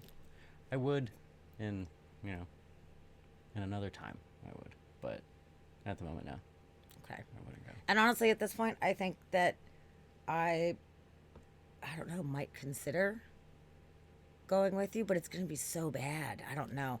Krista, I love your fucking optimism. Hopefully the future isn't as fucked off as the present. I'm going to go on record and say I think it's going to be exponentially more fucked off than the present is. Personally, I do not have a lot of faith that we're not going to completely destroy everything and burn ourselves to the ground, and it'll be terrible. So I kind of would want to just go to the future just for the what the fuck factor. Yeah. Like, Yeah. I probably wouldn't even assume that I was going to be able to live there very long. But just the experience of seeing what it is, like, I don't know. If I had to decide to go in the future and how far in the future that I would go, Yeah, that's the thing, is how far. I think I would do 200 years. 200 is the number that I like, I'm not even trying to think about it. It just keeps popping up. Like, I feel like that is, I would want it to see about 200 years in the future and see where we have progressed by that. I still think it's going to be very bad. Oh, I'd go way further than 200 years. Would you? Yeah. That's the thing, is I feel like anything that I pick, like at first, the first number that came to mind was like 500 years. That way it's, probably close enough to still be recognizable to some degree, and I could still get by, but far enough in the future where all kind of things have changed and it would be way different. But I feel like as soon as I got there, I'd be like, man, I should have gone further. Like, Interesting. I feel Okay. like I would always want to go see a little bit further, but the risk is, when does everything end? Like, you could shoot too far forward. That's what I and was thinking. Miss the planet. Like, That's really why I said 200, because I was like, I do not really personally foresee humans being able to survive on the planet in a conventional sense for any more than 200 years. I think that's a pretty, like, I don't know, generous figure. So if I did 5,000 or 1,000 years, like, yo, I don't fucking know, man. Like, we're probably not gonna be able to breathe the fucking air anymore. It's not gonna be anything. We're probably gonna have murdered nature to a point where we live in bubbles with robots and shit like that, you know, which would be totally weird to see. But I kind of would want to see what the Earth and what it looks like before it's like totally fucked. But that would be hard, you know. Do you just say, hey, 200, let's give it a go, or do you say, let's do 1,000 and just wing it, you know, or we're winging it? I don't know. I would go 1,000 over 200. Yeah. Okay. Rabbit, I want to travel to the last moment. Yeah, I agree with that. If I could, like, slide up and see the end of the world, like, I might do that. Yeah, I would too. Yeah. Fucking, there's a documentary about it, Idiocracy. Ah, seriously. Hey, just another guy named Harry. What's up there, Harry? We got just another guy Happy named to Harry. have ya. Thanks for that follow. Yeah. Appreciate you. Thanks for coming in. Oh, Idiocracy. Oh my God. You know, it's so funny. Before that movie ever came out, I had the same idea, pretty much, the concept of the whole thing and the movie. I was talking with a friend of mine forever ago and was like, oh man, a lot of intelligent people right now are not having kids anymore, and it's just going to be a bunch of the stupid people breeding, and then, like, this is what the world's going to look like. And I was like, oh my God, somebody needs to make a movie that just shows how fucked everything is going to be down the road if the intelligent people stop having kids and it's all, you know, these just like crazy breeders doing the thing. And then a couple years later, that movie came out, and I was like, fuck yeah, dude, awesome, that's great. That's pretty much what I was going for there. So it kind of hit home. I mean, if it was me doing it, I would have done it and not as like goofy, silly as a way. I would have definitely made it a more serious, like spooky, like a scary horror movie. version. Yeah, Yeah. for sure. Scary movie. Yeah. But I thought it was pretty on point. And Harry, that's funny. Also, hello. Nice to see you. Hello. Thanks for coming in. yeah, Appreciate man, you. the original Blair Witch. I original haven't Blair seen Witch. that since I think it was in the movie theater when it first came out. Yeah. I remember it was good and it was spooky at the time for sure. Yeah. It got me, but cool. Glad you're coming. Yeah, I remember over here. being spooked out after watching it in the theater, but Now you got that spooking you out, and then we're just talking Yeah. about all this crazy, you know, Yeah. theoretical time travel We're- and the world falling apart. Yeah. So that's pretty scary too. we're talking Sorry. about time travel theories and how deep in the rabbit hole that goes. So, you know, maybe that'll help cleanse your palate. Yeah. Okay. Krista agrees. Really, people are the problem. Yeah. So unless there are no longer people or people have massively changed, it's going to be fucked. Agreed. So it could be like Rise of the Machines, kind of Terminator 2 scenario, where you come back after the machines took over and burned everything down and rebuilt things in a more efficient manner. That would be an interesting thing to see. I kind of wonder if it's not really, you know, we see it as getting bad. It's just getting worse, and everything's getting worse and worse and worse. We have this like pessimistic view of it. But really, if you look through history, like people have been terrible since the beginning. Like people have been horrible. Times have been rough on people. Like forever, it's always been rough. And there's this, you know, seemingly a cycle of, you know, times are terrible in some parts of the world, while in other parts of the world they're having the Renaissance, and then like starvation is somewhere, war is somewhere, and there's always terrible things. It's bad, but now we have the technology to be way more terrible. Yeah, well, now at it's a just the whole bigger scale. world is able to see it, and people are able to, you know, group up with like-minded people on the other side of the planet. But I feel like if you went, you know, 1,000 years in the future, I feel like times would probably still be bad. They'll probably still be bad. People are still going to be people. You know, humans are going to be terrible. But I feel like there would have been a lot of good that happened, and it would still be, you know, times would still be things that people have to struggle through. Like there's still going to be rough situations. So I don't know if it would technically be worse. I kind of feel like, you know, the yin and the yang. I feel like it would be just as bad and just as good as it is now and as it's kind of always been. Like, That's it's a- interesting to hear you say that. I would have thought that you would have been more pessimistic. I mean, as far as the actual like planet and what we're doing to the physical planet, like I think it would be substantially worse seeing the damage and scars that we have done to our planet. Yeah. I don't feel like in any way that is going to plateau anytime soon. I feel like that's just going to get worse and worse and worse, and that would be super We're sad, definitely you know? going to scar the planet for sure, but there's one thing that humans are really good at, and that's adapting to our situations. And even if it's, we procrastinate so bad that we just ruin the planet to the points where everybody has to migrate inland and like the water rises and this whole thing gets terrible, we're going to adapt to that. And once it gets to a point where it's like, okay, like we're having to move and leave our spot, now we're inconvenienced, people are going to start doing something and be like, okay, well maybe we stop doing this one thing. And over time I think that it would, like, we're not going to make it better, but I feel like we're going to learn how to live with it and figure out how to work with the planet. I hope so. And we're definitely going to leave a mark. And I think that eventually humanity is not going to exist. We're going to go extinct somehow anyway about it, and it's probably going to be at our own hands. But I think that we're going to last a long time. Like, I feel like we're like the cockroaches on the planet. Like, we're going to keep going. We're a That's virus, fair. and we're just going to keep going. Okay, so I guess I changed my answer to 1,000 years. I would go 1,000 years just to see, Okay. even if I died. Yeah, Chid, see? Let's do it. On the same page. Yep. I know I'm probably scaring the shit out of Chid right now. Sorry. Yeah. But yeah, so that was interesting. I wanted to see like how many people would actually go to the future if given the opportunity, if you knew that you could not return. Yeah. So, and those with kids, I understand, and those with their loved ones that they would not want to leave. And I do have loved ones I wouldn't want to leave, but my curiosity is so overwhelming that if we were on a team, like that'd be kind of cool to go on a Yeah. team and go check it out at that point, Yeah. just to see, just for the experience. I love all experiences in this life, and being able to have an experience that is that unique. Mm-hmm. And plus, it's pretty fucked up here right now. So, like, not coming back. I mean, maybe we'd be like, damn, it was so much better. Like, there was at least trees. That was cool. I miss trees, That would be kind of a sad thing if, Yeah, trees were cool.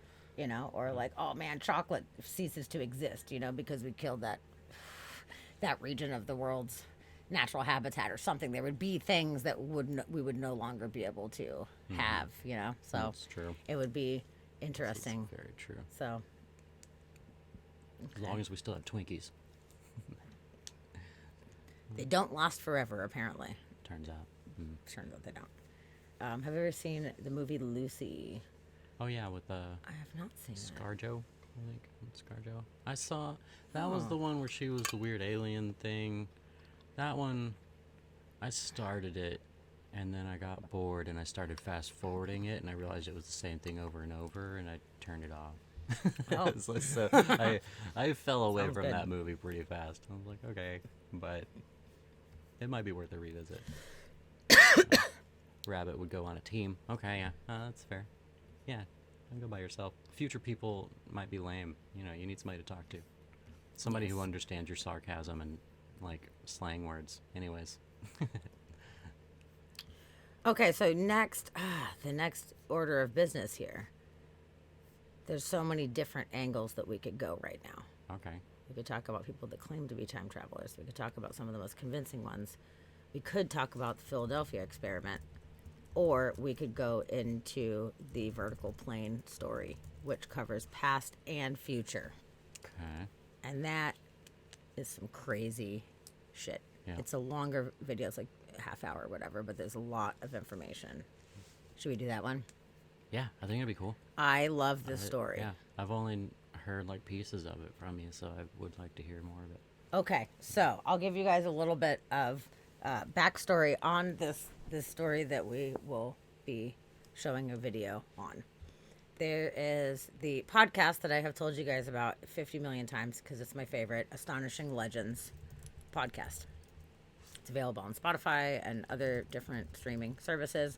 And the two hosts are absolutely fantastic, and they cover lots of mysterious and paranormal subjects. The most intriguing episode that I have heard them do.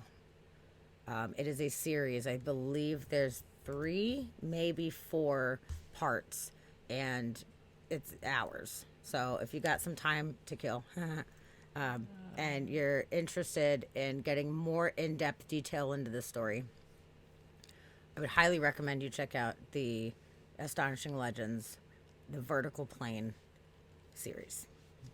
Now, this is a story that centers around the 1980s, and it involves communication with people from the past / people from the future via an old IBM computer.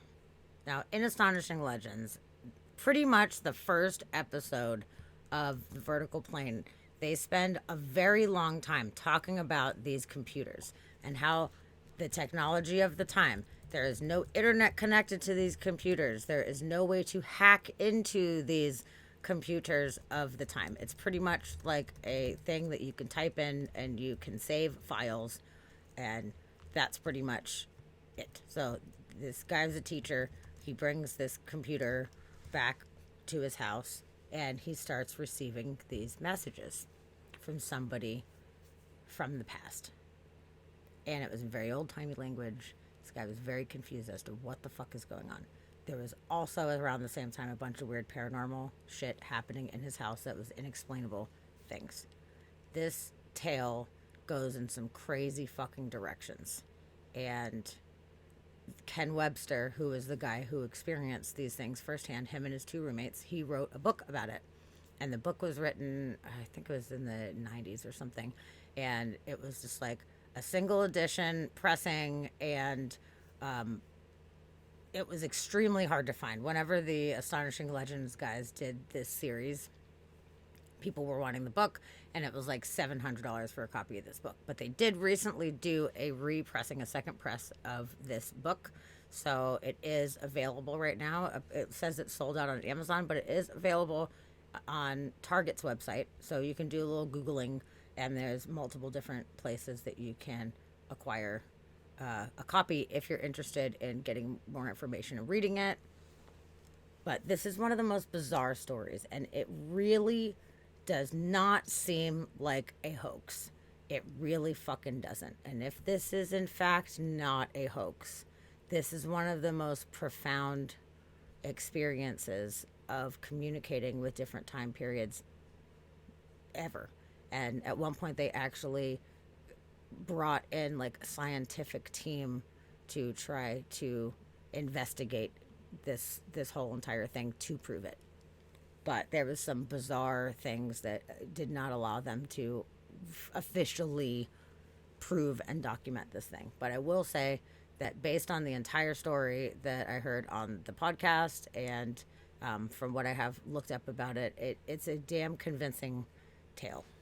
So we'll watch this video, and if you guys at any point, if you have something you want to throw out there, please throw your commentary in here, and we can pause and discuss if we need to or whatever. But it is super fucking weird. So The Vertical Plane is the book, and it's called The Dawdleston Time Travel Mystery. Okay. So Cool. That's exciting. I know it super is. It's super, super cool. So let's do it. From 2109, it caused Gary to become very secretive about the community. We're going to start up in the middle for you guys. Sorry about that. We're going to Tarantino this. Yeah, this guy, we watched quite a bit of this. Tarantino. That's funny. A bit of it earlier, and I like the way that the guy portrays the information. There's this little fish that he talks to sometimes, which is kind of silly. Sometimes you got a fish friend. It's kind of cute, but it's kind of ridiculous. But for the most part, I really like how in-depth and the way that the guy portrays the information. So just to give a shout out here, who is this guy? So it's Y Files, WF Y Files. If you care to check out this guy's channel. Okay, here we go. We're going in. In December 1984, Ken Webster, a high school teacher, was living with his friend Nick and girlfriend Debbie in the small village of Dawdleston. One evening, the 3 were walking home from the local pub when they saw a pulsing green light emanating from their cottage windows. When they got inside, they saw something that terrified them. Though their computer wasn't connected to any network and everyone in the house was gone all night, a strange message was written on the screen, a message addressed to them by name. Over the next few months, more messages appeared, and eventually Ken and his friends began corresponding with the person on the other side. At first, Ken thinks this is a hoax or a prank, but over time, he comes to believe that not only are the messages real, they're being written by someone living in the very same house in the year 1541. Let's find out why. I like that the fish As has written a in Ken tinfoil Webster's hat. book, The Vertical Plane, strange things started happening as soon as they moved into Meadow Cottage at Dodleston near the border of England and Wales. One day, Ken noticed that small six-toed footprints seemed to walk directly up the wall and through the ceiling. It's a very old house, so he thought they were just little stains, so he painted over them. But the next day, the footprints were back, on top of new paint. After that, Ken, Nick, and Debbie would routinely see bottles, cans, and boxes stacked in towers, sometimes over 4 feet tall. They assumed that friends in the village were playing pranks, but nobody came forward. 2 months after the first message appeared, Ken, Debbie, and Nick returned home from a day trip and found a new file had been saved on the BBC computer. The file name was REATE. They opened it. What strange words thou speak, although I must confess that I hath also been ill-schooled. Thou art goodly man who hath fanciful woman who dwell in mine home. 'Tis a fitting place, with lights which devil maketh, and costly things, that only mine friend Edmund Gray can afford, or the king himself. Now, this was not the way people spoke in the 80s, but there was more. 'Twas a great crime to hath bribed mine house. L.W. Ken printed the message and brought it to school, where most people thought it was entertaining and nonsense, but not Peter Trinder. Trinder was a literature teacher who was convinced it was written in Old English. They interpreted the phrase devil lights to mean the computer, and Peter Trinder asked Ken to let him know if any more messages appeared so he can try and determine the location and the time period of the dialect. A few days went by with nothing, but then Ken had an idea. He wondered if, since he was able to receive messages, could he also send them? So he sat down on the computer and began to type. Now, at this point in the story, Ken is still not convinced that this isn't a hoax, but he admits that he's intrigued, so he plays along. He sits at the computer and types question after question, trying to get information about who this is that could be sending messages from wherever they're coming from. Dear LW, thank you for your message. We're sorry for disturbing you. What would you like us to do? Did you live on a house on this land about 1620? Do you want us to tell you more about our time? Who is Edmund Gray? Do you have a family? Is the king James or Charles? What is the charge house? Was this village called Dodleston in your life? Thank you very much for your messages. Thank you for not making us afraid. Ken, Debbie, and John. Slow down They your save the questions there, messages guy. to disk, Let's then start leave the easy. computer on and head out to the Red Lion pub. And the hope is that if they leave the computer alone for a while, that it would prompt a reply. And that's exactly what happened. When they returned home a few hours later, a new message was waiting for them. 'Twas an honest farm of oak and stone. It is helpful that you should tell me about thy time. Dost thou have horse? Edmund Gray, brother of John Gray, lives at Kinnerton Hall. Thy king, of course, is Henry VIII, who is 46. I know what of King James. Mine charge house is a place of law, schooling. L.W. The 28th of March, anno 1521. This was a troubling reply in more ways than one. First, the facts about the history of this time were wrong. In 1521, Henry VIII was only 30 years old, not 46. But to be sure, Ken delivered the message to Peter Trinder for analysis, and Trinder confirmed that the historical facts were all wrong. Kinnerton Hall wouldn't be built for another 200 years, and there's no mention of Edmund or John Gray in any record or document. And Ken was troubled by the use of modern grammar and punctuation, like question marks, which wouldn't have been used in the 16th century. So that left the other possibility, that there was an intruder in the house, and this had Ken, Debbie, and Nick concerned. But that weekend, Ken borrowed the BBC computer once again to see if more messages would come. Did they get more messages? They did. They received a whole bunch of details about the house, the village, the time, and most importantly, instead of being signed by the mysterious LW, they were signed with the author's full name. In the next message, the author gave all kinds of details about his life. He talked about losing his wife and son to the plague. He talks about how he harvests barley for ale and makes his own cheese. He describes the house as humble, made of red stone and sitting on a pretty parcel of land. Now, Meadow Cottage, where Ken, Nick, and Debbie were living, was not made of red stone, but they were doing renovations. when they dug up some of the land in the garden and looked under the kitchen, they discovered the foundation of another structure, much, much older than theirs. Tell me they found redstone. And the foundation was indeed made of red sandstone. Now, these latest messages also had a different tone. The author seemed to think that Ken was intruding on his house and had his own concerns about this conversation. He finally signed the message Lucas, and eventually we learned that LW's full name is Lucas Wainman. Ken now had a lot of details that could be checked for accuracy, so he delivered them to Peter Trinder to see what he could find. And Trinder felt that the dialect, sentence structure, and intermittent use of Latin placed the messages in the middle of the 16th century, in the Cheshire area, which is exactly where Lucas Wainman said he was living. Also, as time went on, the historical facts became more consistent and accurate, and Lucas writes that King Henry VIII is married to Catherine Parr, so that put him in the 1540s, which is pretty consistent with a lot of the other details. But the names Lucas mentioned, like Richard Wishel and others, couldn't be found. So this is a hoax? Well, not necessarily. If it was a hoax, you'd think that the messages would be full of names and facts that could be easily checked. But Lucas was a simple rural farmer. He'd really only have knowledge of the king and people in his village. A tiny hamlet like Dodleston wouldn't keep detailed records of every individual living there. Now, Lucas doesn't know where Ken is, but eventually Ken reveals that he's actually writing from the year 1985, and that's where the story takes a turn. You said your time be 1985. We thought you were also from 2109, like your friend. What the?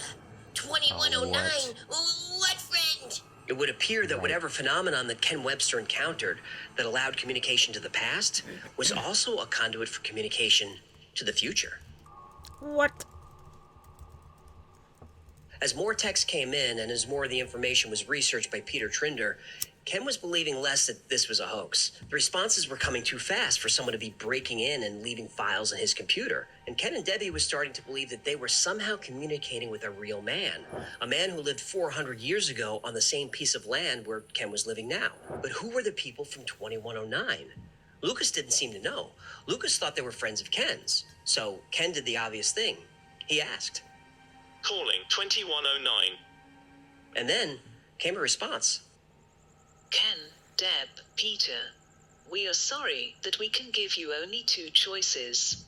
One, that you either have your predicament explained in such a way that you have instant understanding, but cause what should not happen. Or, two, try to understand that you three have a purpose that shall, in your lifetime, changes the face of history. We, 2109, must not affect your thoughts directly, but give you some sort of guidance that will allow room for your own destiny. All we can say is that we are all part of the same God. Whatever he or whatever it is. Apparently, Ken's computer had opened two-way communication not only with the past, but with the future as well. And according to Rabbit, I was wondering 2109, the same this thing. communication had purpose, though we don't yet know what that purpose is. Maybe it was Meanwhile, transposed Meadow from Cottage writing was on paper experiencing more and somehow. more events that seemed to be a poltergeist. knows? Footsteps were heard at all See, if hours he's of a the night, ghost, but maybe when they it's were just investigated, nothing was affecting the there except footprints. electronics. Sections of the house would become so cold that breath was visible. More objects were found stacked in corners of rooms. Oh, what? Tapping was heard. Even words were found written in chalk around the house, including Lucas's name. The anxiety was becoming too much. Deb had rented another house nearby so they could occasionally get some sleep, and Nick, who'd been with them since the beginning, had moved out. Deb tried to find some explanation for what was happening and pulled some maps of the area. She learned that a ley line was running... Wait. What's a ley line? Well, a ley line is an alignment drawn between two structures that supposedly possess or can harness energy. Stonehenge, the Great Pyramids, Chichen Itza, and other significant structures are built on ley lines. Was your cottage built on a ley line? It was.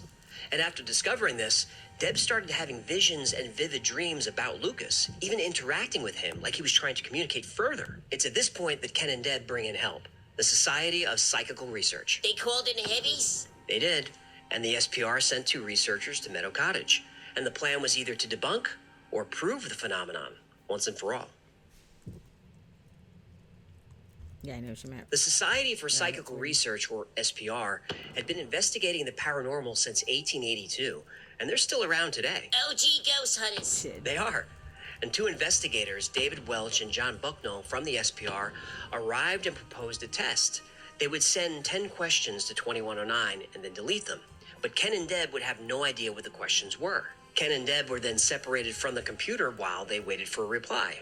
And a few days later, David, John.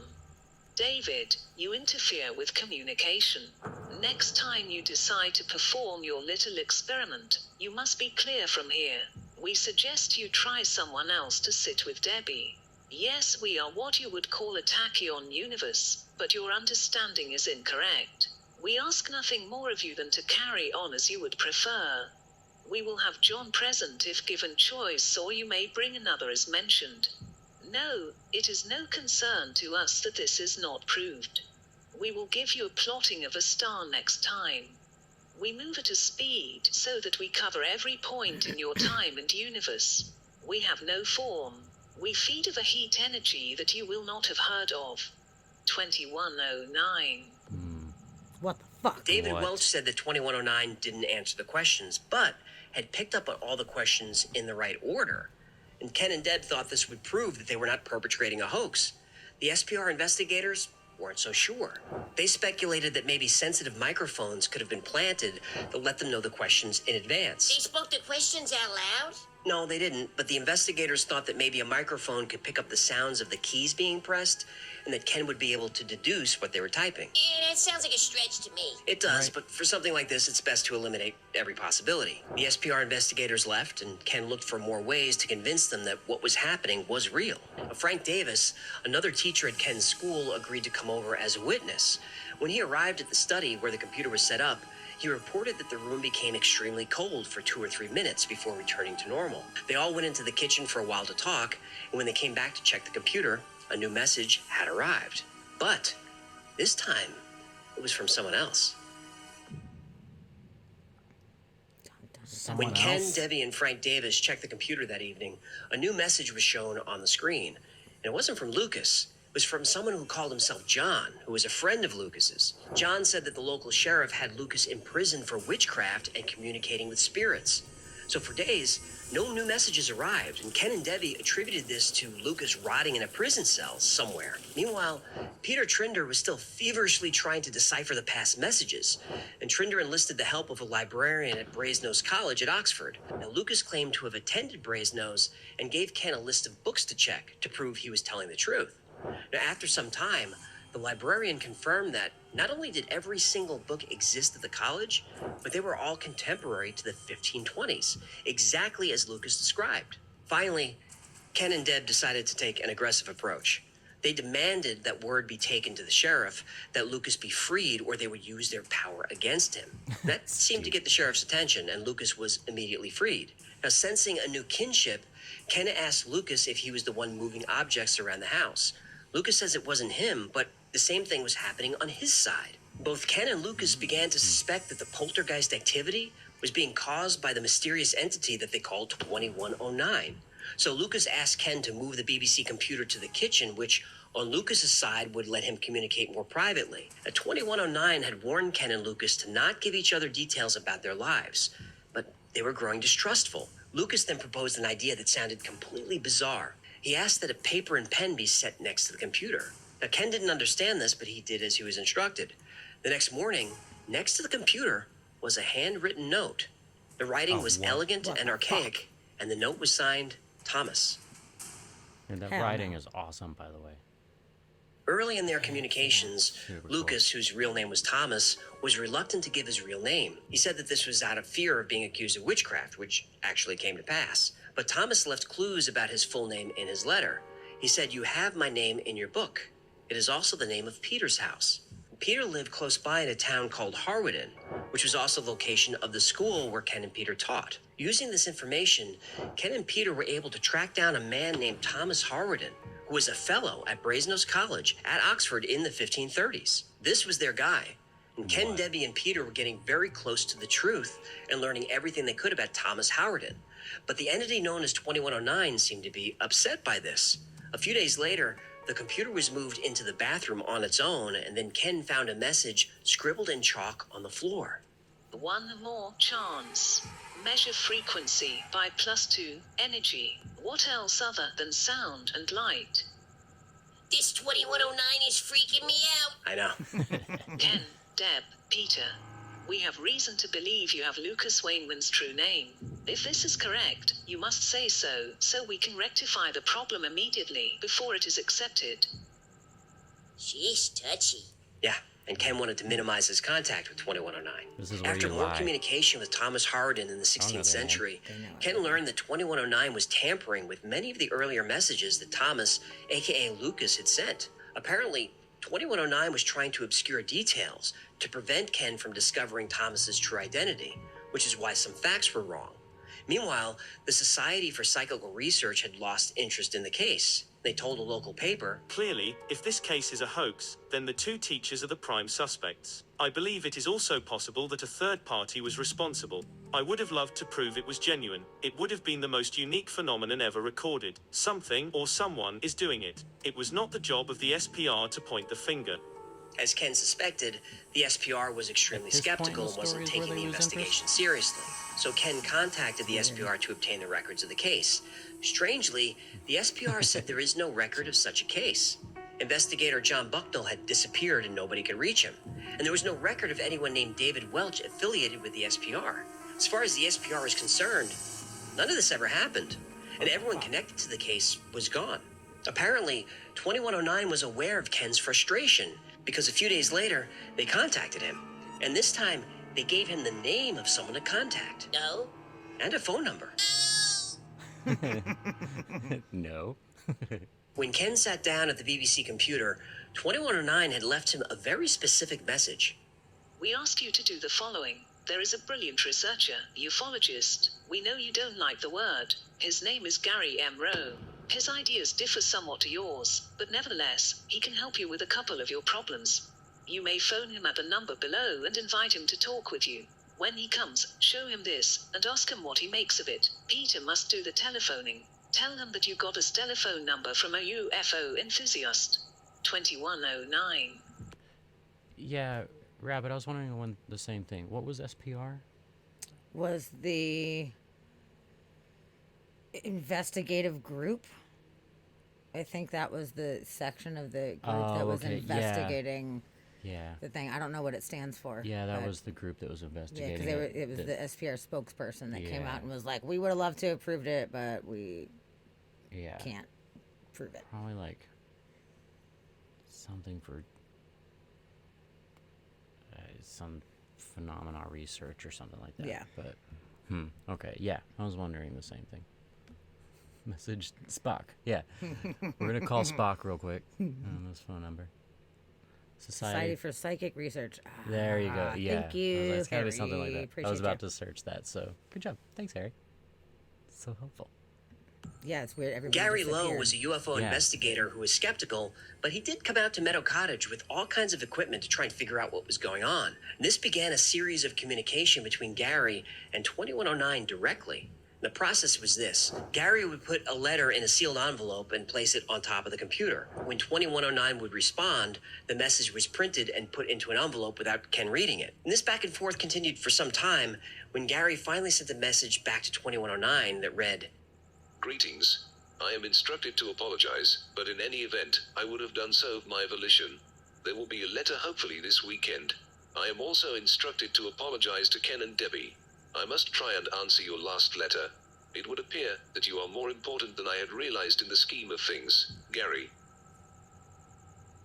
Apparently, something in one of the messages from 2109 had caused Gary to become very secretive about the communication and the contents of the letters. Now, Ken became so frustrated and angry that Gary left that night.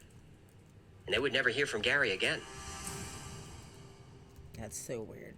I would have been like, tell me what they fucking As said. Ken continued to communicate with Thomas, aka Lucas, Lucas explained that one night he saw glowing lights coming from his fireplace. From the light, a man stepped out and asked him to not be afraid.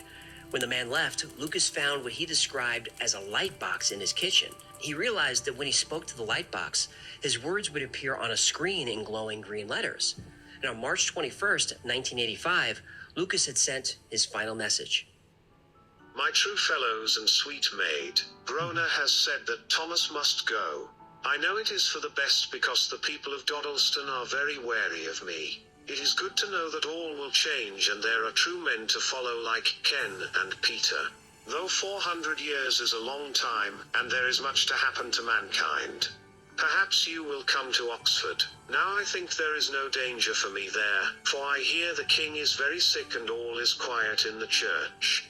I shall go by boat from Cheshire to Bristol. I shall try to make my stay at Brasenose. I will write my book about my brothers and maid and the end of Lucas and our love for one another. One day you will all sit down at my table for wine and mead by the river in Oxford, where we shall read each other's books and laugh, and we shall speak of truth and good men, watching Oxford change together forevermore. In your time, my book is old, but I shall not go to my God until it is written. Then we will all be truly embraced. My love to you all. I shall await you in Oxford. Thomas Harden.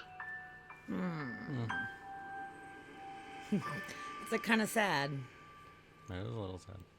Well, that was touching. I thought so. Did he ever write the book? Well, we have one final message from 2109.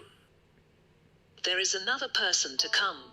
They will be the help we need. You will know when they come. Thomas did eventually write his book, and he soon died shortly after. He placed it in a secure place. It shouldn't take too many years to find it, though he wrote it in Latin with the help of a friend that he met in Oxford. The inscription reads, Me writes this with the hope that mine friends will one day find this book. Then may our lands be not so distant. We will finish now. You have a lot of work to do. There is no need to write back as we will have gone. Thank you for your cooperation. 2109. And no more communication would follow. In all, Lucas and 2109 had sent over 300 messages to Ken and Debbie.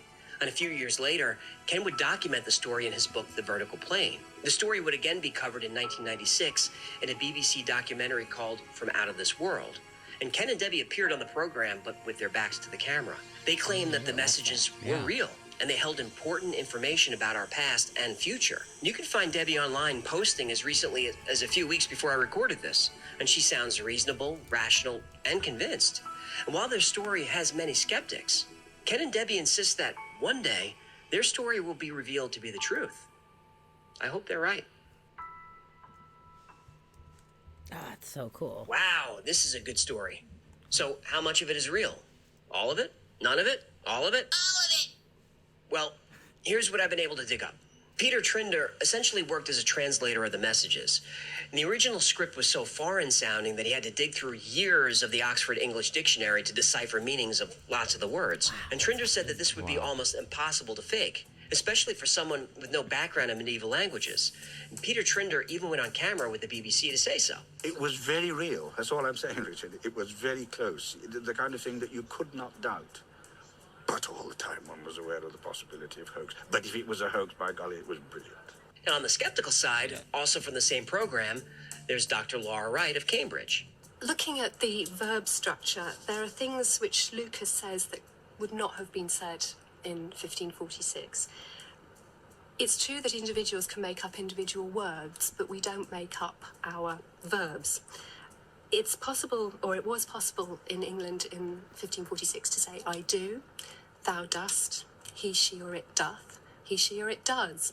But it wasn't possible to say, I doth, or he, she, or it dost. Now, all the way through Lucas's messages, he mixes and messes up these suffixes with the wrong subject. Finally, when asked if she thought it was a hoax by someone with a background in early English writing... No, if somebody had a background in early modern English writings, their hoax would look a lot better than this. I mean, they would get their verbal inflections correct. They wouldn't choose vocabulary that came from a period long before the period that this is supposed to have been written in. They'd do it a lot better. Also, a sample of Ken's writing was run through software and compared against Lucas's messages. The result was that both sets of writing tested close enough with the software that they were possibly composed by the same author. Now, Ken said that 300 words isn't nearly large enough of a sample, and that the BBC specifically chose passages that they were sure would give them the results they hoped for. Media always has an agenda. That's true. Now, Ken and Debbie's roommate showed up in a forum a few years ago saying that Meadow Cottage was actually a peaceful place, and that he never experienced any of the phenomena that Ken did. Ken's lying. Well, John doesn't go that far. He said Ken was a serious person and wouldn't want to open himself up to ridicule by writing a book that would make him out to be a loon. Another rumor, which I read online, I don't know if it's true, is that when the librarian was researching the books on Lucas's list, it's been reported that someone else was there also researching the same books. That's just what I read on a blog post. I'm not judging, I'm just reporting. And here's something interesting. In the book, which was published in 1989, Entity 2109 says that in Ken's lifetime, Fermat's last theorem would be solved. Pierre de Fermat proposed a mathematical theorem in 1637, and it was studied by mathematicians for over 350 years and couldn't be solved. Well, in 1995, Andrew Wiles published the first successful proof of Fermat's last theorem, a proof that earned Wiles the Abel Prize. 2109 was right. They were. And that's an obscure detail for a hoaxer to just come up with, and it's a hell of a gamble. Yeah. Also, 2109 gave the coordinates of an undiscovered star that they said would be important to mankind. And years later, a quasar was found at those coordinates. Oh, no. And Lucas talks about being imprisoned by a Sheriff Thomas Falhurst of Cheshire. Now, there's no record of this man, but I did some sleuthing, and it turns out that there absolutely was a Sir Thomas Falhurst with a slightly different spelling but same pronunciation, who was Sheriff of Cheshire in 1529, which is awfully close to the right time. Hey, did you ever find that UFO guy? Ah, Gary Rowe. Yeah, that guy. Though UFO researcher Yeah. Gary Rowe disappeared for years, he's since spoken out about the Dodelston messages. In the description, I'll link to a blog post from as recently as 2017 where Gary has all kinds of things to say. He believes every word of it. He thinks he was chosen to receive this information from 2109 because the information is safe with him. Many people are highly skeptical about the events related in the Vertical Plane book. Quite rightly so, given the degree of strangeness. But I am not. I left no stone unturned and used cutting-edge science to get to the truth. In fact, I believe it was the first computer-controlled psychic investigation recorded in the world. I know it really happened. It changed my life forever. It is going to change yours. The book will, one day, be ISBN recorded under the history section. It is a monumental, historical marker in the ribbon of time. Is he right? Wow. I guess time will tell. Okay. So what information is he keeping? I don't know if the Dodelston messages story can be debunked, but it can certainly be contested. But I have to admit, a lot of the story can be confirmed. Now, Ken and Debbie haven't cashed in, and they seem to be very nice, intelligent, reasonable people. And after the BBC program, they sought no further publicity about the story, even knowing how many Thanks books for they could coming sell. in, Harry. And Ken said back then, We're so glad that you now, found just us. over 10 years Absolutely. after our own adventures, Thank you so much, the and we sad hope but that good you come back advice again. seems to be to keep Yeah, quiet please about do. it.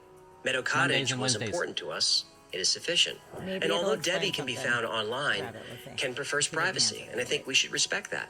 All we can hope for is that one day, buried under the dusty, faded stacks in the Brasenose Library in Oxford, someone will discover a mysterious book, handwritten in Latin, a book that tells a fantastic tale of a relationship between people across time.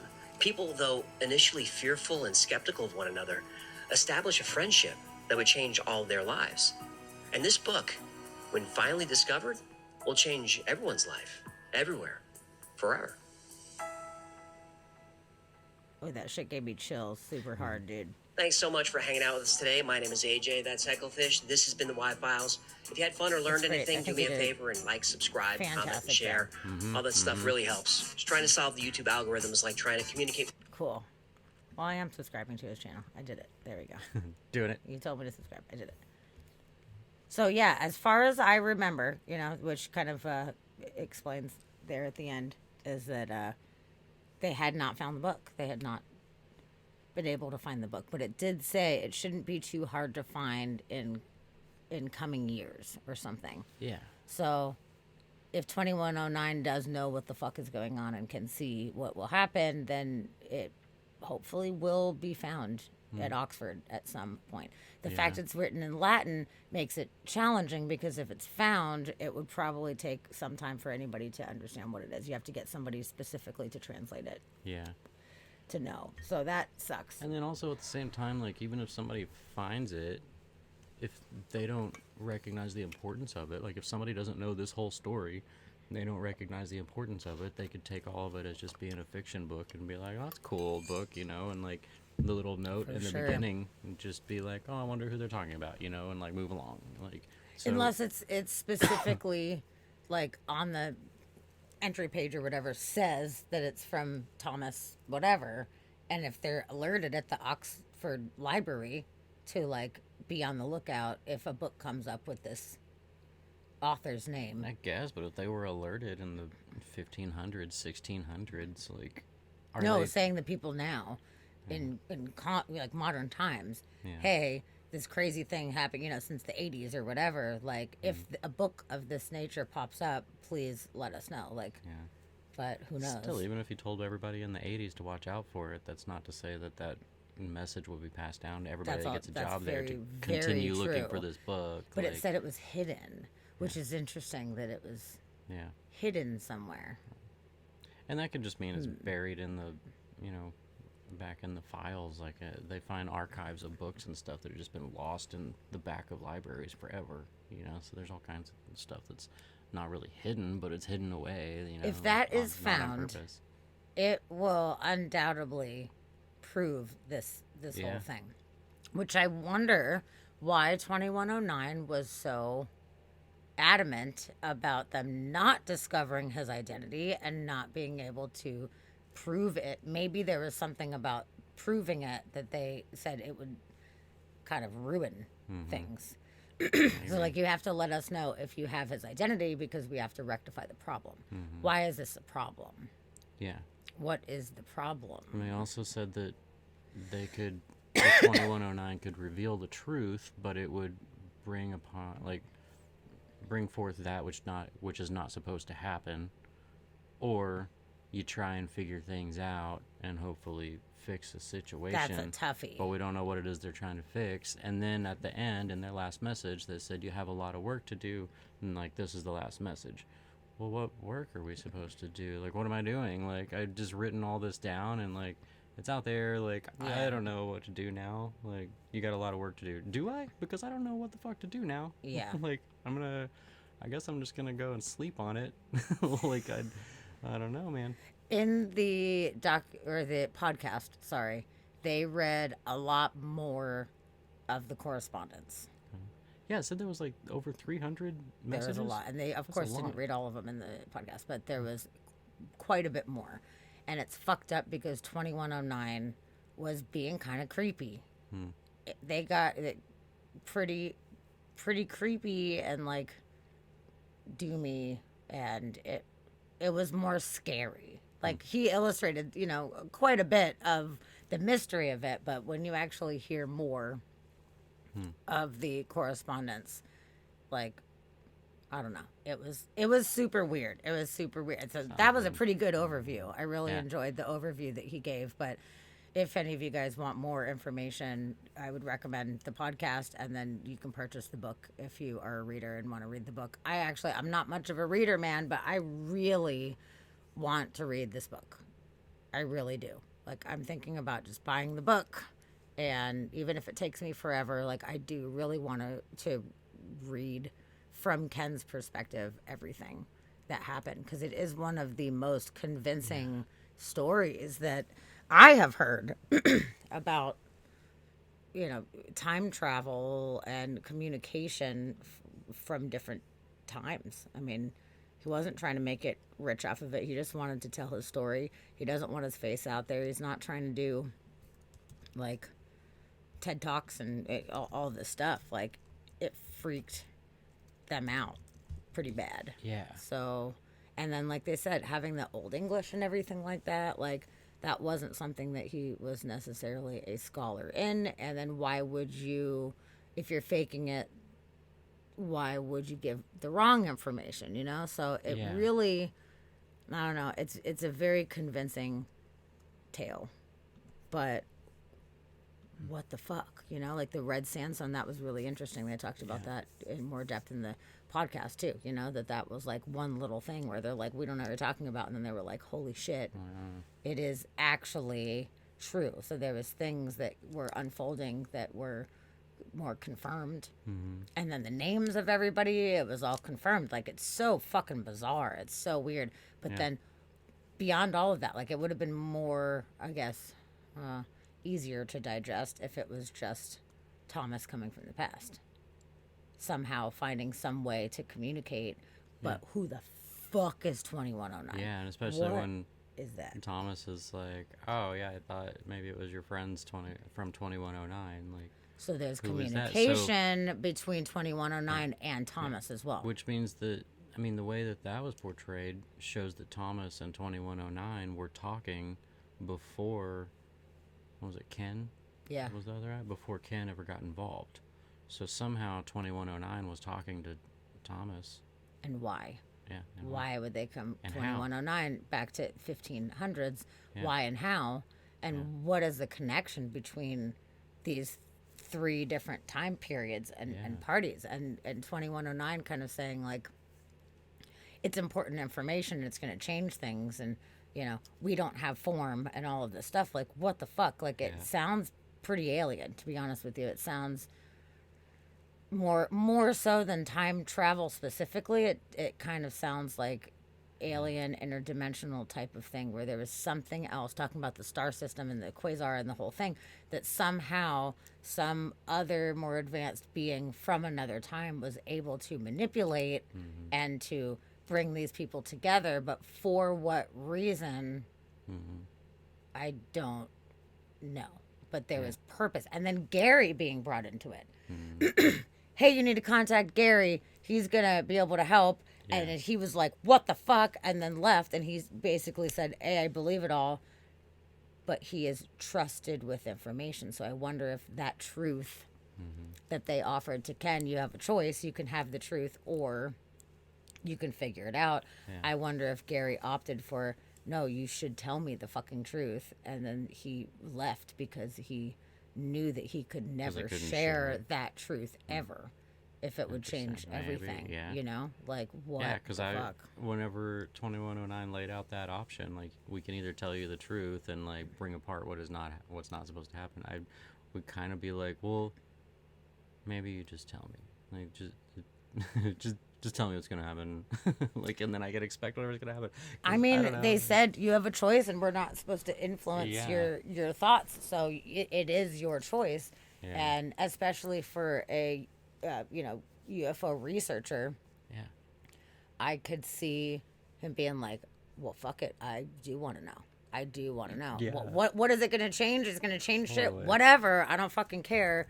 I just want to know the truth." So it sounds like, for whatever reason, I mean, that guy was brought into it directly. Was it Gary Rowan? Gary M. Rowe. R-O-W-E? Yeah. So. Gary L. Rowe. No. M. Yeah, it's Gary M. Rowe. Yeah, so it's interesting if 2109 gave Thomas a computer or some kind of communication device. You're right, it could have very well been 2109 gave Thomas the ability to communicate with some kind of bizarre way, because he ended up being imprisoned for witchcraft. They knew somebody knew something was going on. So it wasn't like he was just writing in a journal only and it was happening. Like, there was bizarre shit happening in his house too, with stuff moving around and shit being weird.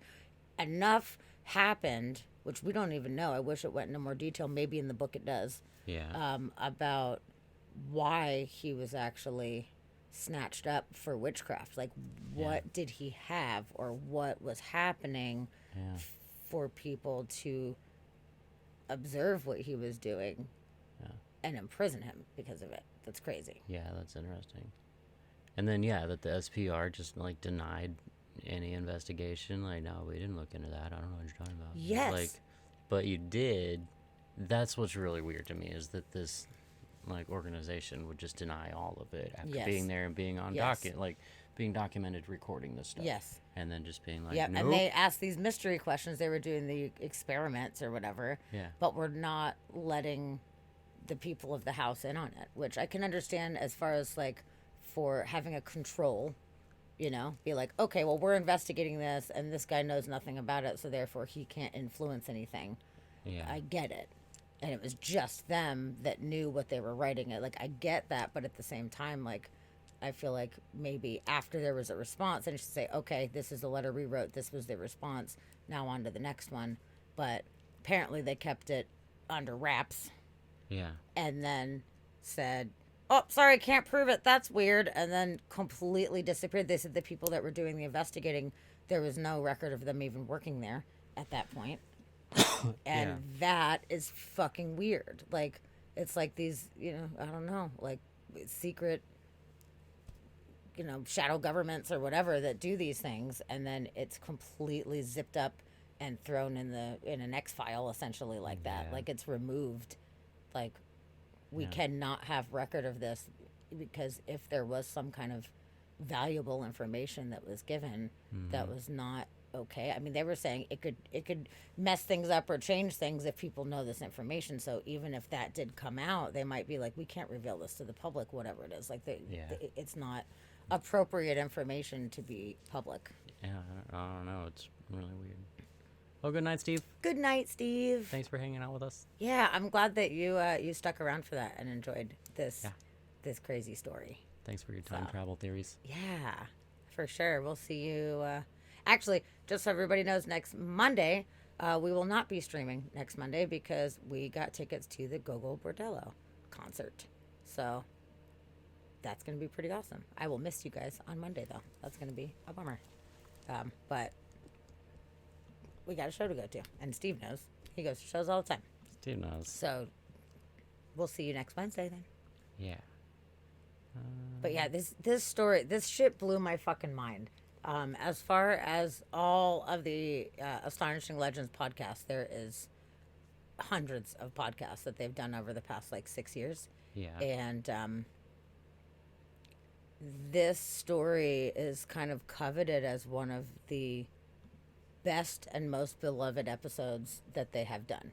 It blew everybody's fucking mind super hard. And the amount of depth that they go into for all of it, it's super in depth. Now, to be honest with you, the first episode, it was a little bit hard for me to super get into it, but I was so intrigued by the subject matter, I stuck it out. But they really went into depth about the computer, which seems a little redundant. But I understand where they were coming from. They were like, listen, there's no way, I know you guys are going to say, oh, it was hacked, or oh, internet, or whatever. They're like, we are going to talk for 2 hours about computers from the 80s. And we are going to go in depth about the technology that existed at the time. And we're going to tell you how this computer worked. We're going to talk to computer specialists so they can confirm. So moving forward with the story, there's no way that you can say that this shit was hacked or it was somehow an internet thing. Just get it out of your mind. So we're going to talk for 2 hours about it. And then you will know that that was not it. So it was a little long-winded with it. I was like, you guys, okay, I get it. But they're like, no, seriously. This is such a good story. We cannot have any speculation from people that there was hackers. Because that is not how this machine works, So just a heads up, if anybody does choose to go listen to it, just make it through the computer talk. Make it through that, and I guarantee you it will be fucking worth it. For sure. Man, so fucking good. What a crazy story. There is so many questions that this story has brought up. I think it's probably one of the most intriguing paranormal stories that I have ever in my life heard.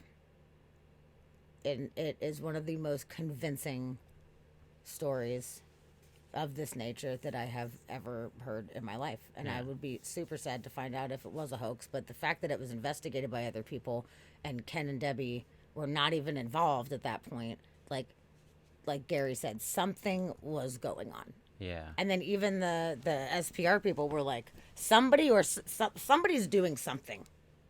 Something is doing something for sure. And they were saying, if it is a hoax, it's got to be the main people, although, we tested our own shit and they had no idea, so therefore, we don't know. So it sounds like it was just too much, and they're like, we don't fucking know, we got to go. This is too fucking weird. Or they received information that they were not at liberty to share, and then these people that disappeared, I wonder if they just bailed, or if they were killed for having information, or if somehow some weird time thing where they just ceased to exist because were given the information. Maybe that was part of the thing. It's like, we can give you the information, But if we give you the information, your timeline, you cease to exist. Yeah. Because we can't have you as like a liability with this information. These understandings could literally change reality and the world as we know it. And people aren't prepared or ready to get this information or something like that. Yeah. So I found, in searching for Gary Rowe, I found a blog from, when was it from? It doesn't say when the blog post is from. Oh, 2010, November of 2010. Okay. But in the comments of it, the blog is about the book, The Vertical Plane. In the comment, there's a comment from somebody named Gary Rowe that pops up, and from 2016. And he says, many people are highly skeptical about the events related in the Vertical Plane book, quite rightly so, given the degree of strangeness. But I am not. I had the opportunity to investigate these happenings firsthand. No, I am not some away with the fairies wishful believer. Oh, no, I am not some away with the fairies wishful believer. I investigated with professional detachment, not bothered what I would find, fake or fact. I left no stone unturned and used cutting-edge science to get to the truth. In fact, I believe it was the first computer-controlled psychic investigation recorded in the world. I don't care two hoots if nobody ever believes me. I know it really happened. It changed my life forever. It's going to change yours. The book should or will one day be ISBN recorded under the history section. It's a monumental historical marker in the ribbon of time. That was the same quote. That's that what he had was put in the saying video. there. Yeah. So there's responses to that. Okay. And there's like, people are asking him questions, and there's a bunch. Like, this person goes on for a long time and answers a bunch of questions. Really? But was there any kind of interesting the- responses that you can see? Let's see if I can sum it up. The next question. Far from understanding the topics. I've been on my own quest. I feel, this is the person asking him a question, says that I feel like your involvement in the topic showcases that you know something important. Will the public ever get to hear your side of the story? Gary says, thank you for your inquiry. I would only ever be able to tell more if 2109 said that I should. I can, of course, talk as much as I wish regarding the general events, the equipment I used, and my involvement. There is much you could glean from studying the book at length. There are a lot of clues, sadly, in between the lines. Best wishes, Gary. Oh, man. He is being restricted in what he can share. Yeah. There's clues between the lines. Yeah. Oh, I'm still getting this book, dude. And going through it, so I just did a search for the name Gary on here, and it popped up with 107 times his name is mentioned in this thing, and that's including his responses, his like blog responses. Okay. So he's going back and forth and talking to a bunch of people in here. There's one from 2019. Oh, real quick. Rabbit, I'm sorry you're not feeling good, sweetheart. Oh, no. But yeah, that's okay. Good. I'm glad you're still here listening. And you just respond if you've got something to say. If not, you can just hang out. It's okay. Yeah. I'm sorry you don't feel great. We love you, though. Yeah. Sorry for that. But yeah, lurk away. Please lurk. So it looks like the last time he responded was... Everybody's asking him questions. So let's see when the last time he responded. Of course, we love you. was. We're happy to be here, and we're happy that you're enjoying the subject matter that we're talking about. It's awesome. Yeah, absolutely. I love sharing with people that care. Trying to see what his last response was. His last response was from 2019.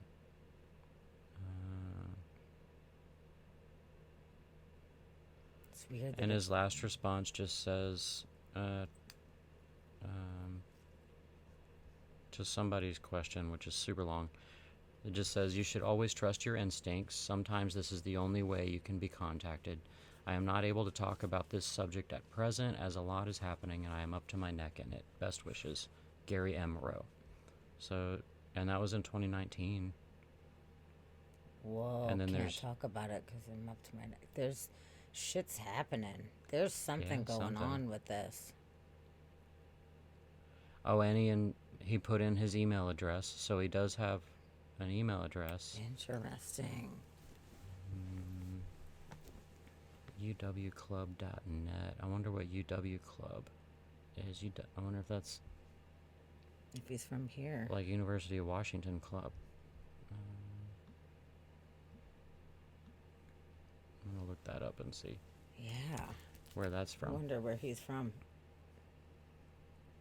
Because he was contacted. I mean, those guys lived in the UK, but it doesn't mean that he's from the UK necessarily. Let's see.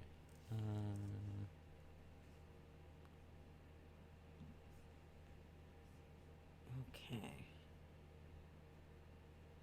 Oh no, it's not here. It's Oh, in it says Gary UK. Roa's UFO crash recovery team. Oh, there was a. I saw that. I think there's a couple different Gary Rose. Oh, utility interesting. warehouse. What is Okay. utility warehouse? I don't know what that is. So UW Club is utility warehouse something. Okay.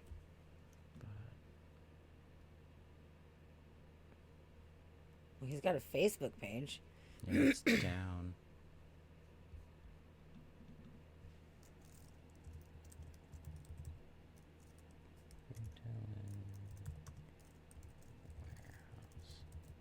I don't know. This one's not done. You can add him as a friend. Really? Yeah. Oh yeah, that's the guy. That's the one that whenever I Funny. clicked it on the link here, it said it didn't exist anymore. But that's the Oh, picture weird. that was there. Okay, this is definitely him because he talks about the vertical plane. I did cover the vertical plane subject in Stockport. The book is now available on Amazon. Hope this helps. Yes, which is great. Okay.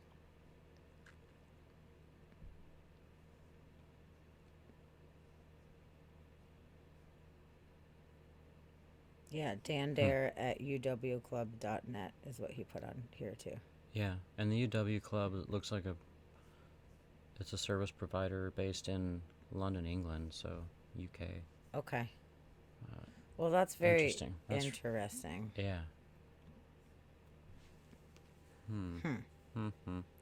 Yeah, I'm gonna have to dig a little bit more into him because if he's still around and doing stuff, like surely we can find him. You know, at least records of him doing things, or maybe he's been in an interview, or documented in Sure, yeah. paperwork or something. No, I would be very interested. But yeah, I mean, if this is legit, then this guy is brought in somehow, given information, fucking bailed, is able to talk about certain aspects, like you said, the basic aspects of the case that he is able to talk about in his investigation and whatever, but he has been given information that is not able to be shared. So it sounds like Ken and Deb, they opted for the option of continuing to figure things out on their own. So they were not necessarily given that depth of information. In the book, or at least some of the other conversations that were talked about in the podcast, like I said, there was more information. I can't remember exactly what it is right now, but listening to some of it, it was like freaking me out. It was fucking crazy. So they were definitely spitting some kind of information, but he's got something more. And then it sounds like the Psychic Institute had more as well. Yeah. So somebody, and it's interesting because he said too, he's like, it'll change your world also. Yeah. What does this mean? There is some kind of information that has not come to light yet. Yeah. That apparently will change the world in some capacity. If it is alien stuff, then maybe it has to do with contact with a certain species or whatever, because they said we don't have form, So if it's some kind of energy being situation or whatever, maybe, you know, in closer time there is going to be some kind of, you know, interaction of some sort. Mm-hmm. So I don't know. But that's a little concerning. But I would not, like, what would you do? Would you, if you were given that choice, if you were in that circumstance, in this moment, would you have said, yes, explain it to me, I'll take my chances? I would have asked more questions. What are the consequences? Like, how integral is it that I am helping right now? Like, will this come to fruition anyways if I don't help? Like, I would have a lot more questions. Yeah, that's fair. That's fair. They before were pretty willing to answer your questions. Yeah, they so. were answering everything that they could, it seemed like.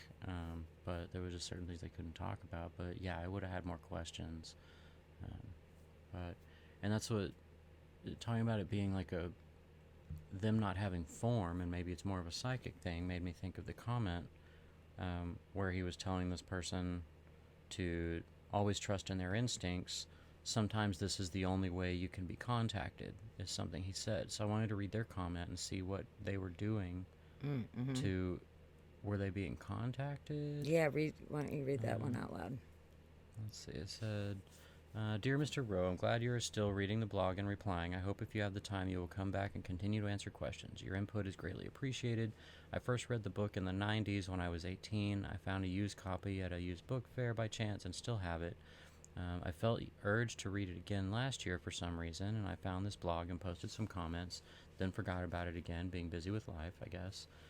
Today I had the strangest experience. I really was not thinking about the book or anything connected with it, but was just on the train coming home from a long day, and the thought of 2109 just popped in my head. I don't know why now again, but I just kept thinking about them all evening, and then other ideas were coming into my mind. I realize that now, in 2019, we stand 90 years exactly apart from them, and I kept feeling that 2019 is, or will be significant to 2109 and the whole story in some way. I don't know why or where these feelings are coming from, but I just got a flood of impressions and thoughts about this today. Again, no idea why today, but I haven't thought about the book in nearly 2 years. And then that's when he goes on to say, always trust your instincts. Sometimes this is the only way you can be contacted. Interesting. Did they respond to that or no? Let's see if High Priestess said anything.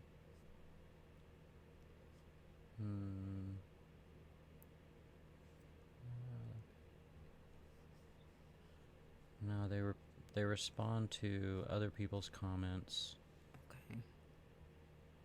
Oh, they did say, I've been doing a bit of digging online and I found some further mentions of Thomas. This is in a Wikipedia entry about the history of... Hey, Alf. Welcome in there, bud. Oh, hi, Alf. And thank you for gifting us up. You are so sweet. We love you. Yeah, thanks. Cool. And Justin, Oh, Sky went to Magnet, Justin. got a Sweet. sub. That's fucking awesome. That's Thank awesome. you. Yeah, thank you. I'm glad that you're here. We're doing some research at the moment. Yeah. We're digging deeper. We are. I don't know if you've been lurking and listening for a while, if you just popped in, but oh my goodness. Some crazy shit. Aw, thanks, Rabbit. With your exclamation sauce. Yeah. Sweet. Yeah, this is a crazy story going on here. So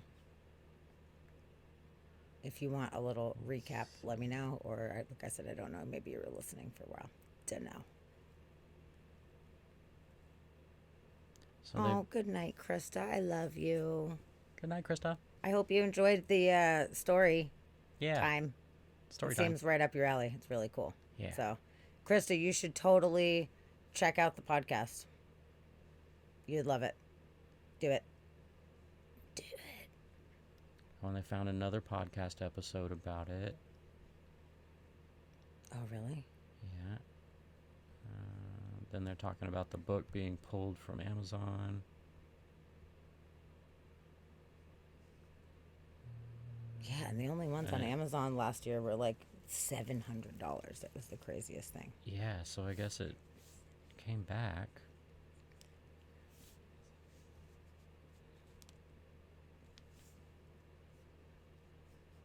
Yeah. Let me see if it's on Amazon right now. It is. It is on Amazon for $20. Brand new.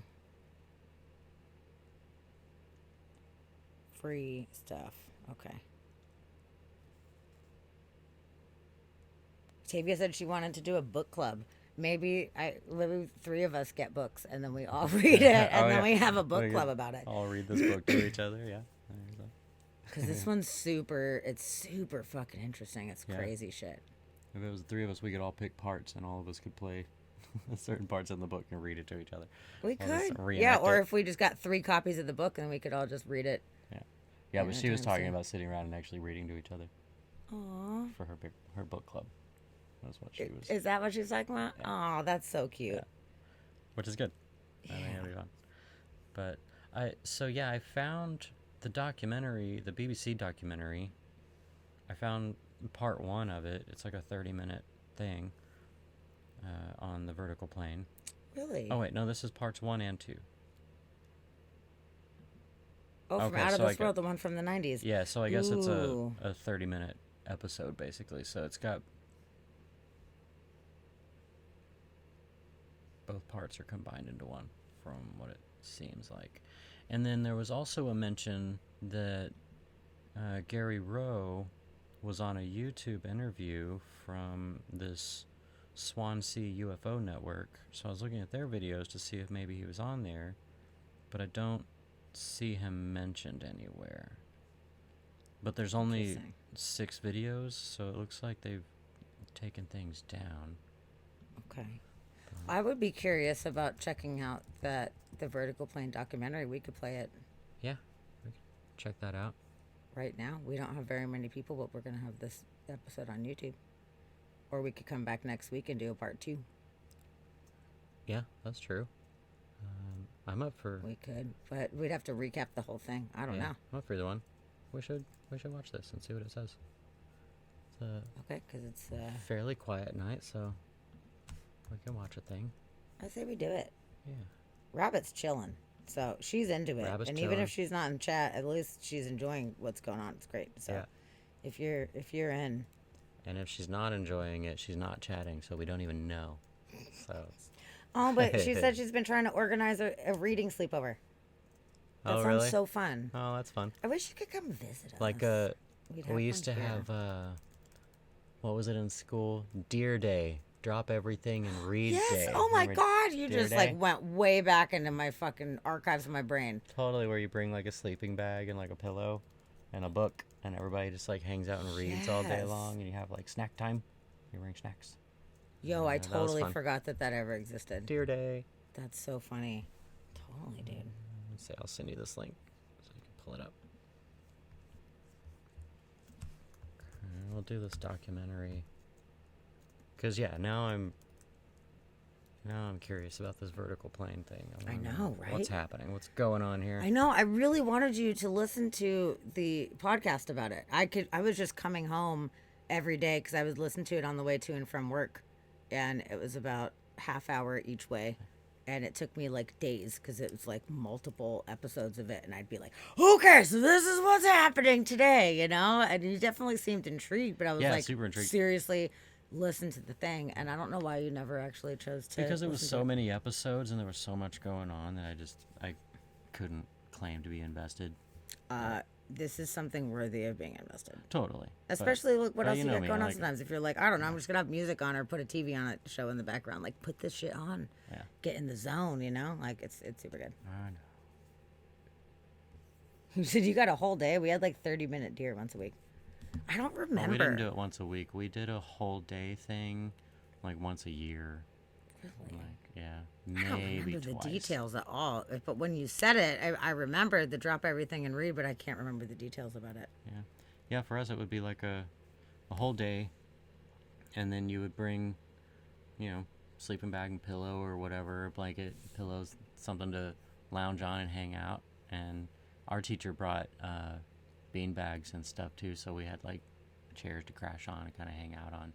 And then it would be the whole day we'd just have to hang out and read bring your books. You'd hit the library. It was usually after a book fair or something like that too. So you'd have your books, and then you'd bring snacks and pack a lunch, and we would have like picnic time. And then, you know, the teacher sometimes would talk about, you know, the books we were reading and go around. We get to share what it was we were reading or whatever. But it was essentially a free day where we just got to hang out and read, and it was cool. But yeah, it was once a year, maybe twice in a year, but I don't think so. I think we did like one time a year. I remember Book It a lot. Oh yeah, I loved Book It. Yeah, Book It was good. Okay. So yeah, I guess why the fuck not? We only got a couple folks, but we're gonna do it anyway. Okay. It's like a private hangout. Yeah. It looks like maybe Lady's still lurking back there doing some stuff. No, Lady's not lurking. Lady left It's us. pretty much Alf and Rabbit right now. Yeah. It's really quiet. This is really surprising, actually. Very quiet, yeah. I'm very surprised. That's okay. We'll hang out with. That's okay. out with Honestly, you guys. either we do it on stream or we end stream and we watch it without you guys Yeah. because I'm watching it Yeah, anyway. we want to watch this anyway. So we may as well keep going. Fuck it. What we guys lose. Yeah, it's a private It's screening, fully private screaming. Screaming. Private screaming. We're an ASMR channel now. Horror ASMR. Oh, the horror. And also, while it's introing, I'm gonna go potty. Get a refill. Potty and a refill. Potty like a 5-year-old. What? Time to potty. I got a potty. It's funny. This fucking guy. Want me to wait for you? No, that's okay. Okay. I can miss the recap. Okay. Well, let's do it. We're going in. Hey, it's okay. Rabbit says she potties all the time. Yeah? Okay, good. Potty all the time. Potty all the time. Totally.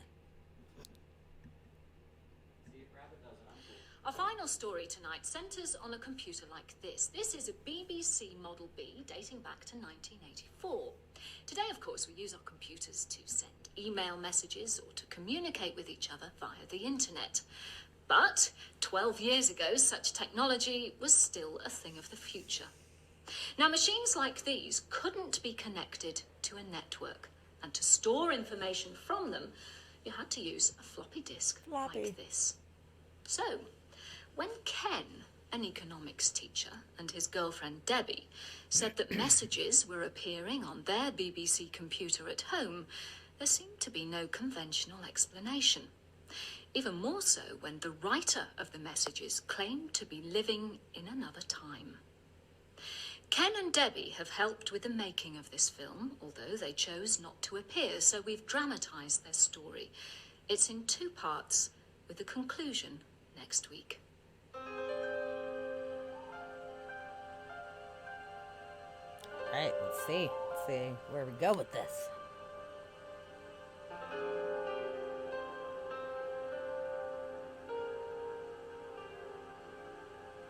It's very dramatized. It feels very dramatic so far.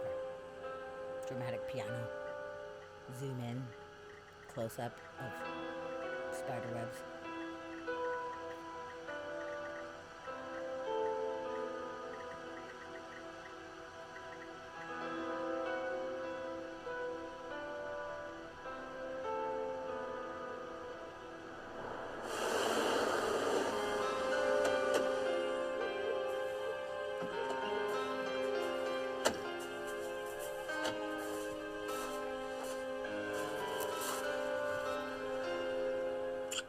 Cup of coffee. Coffee.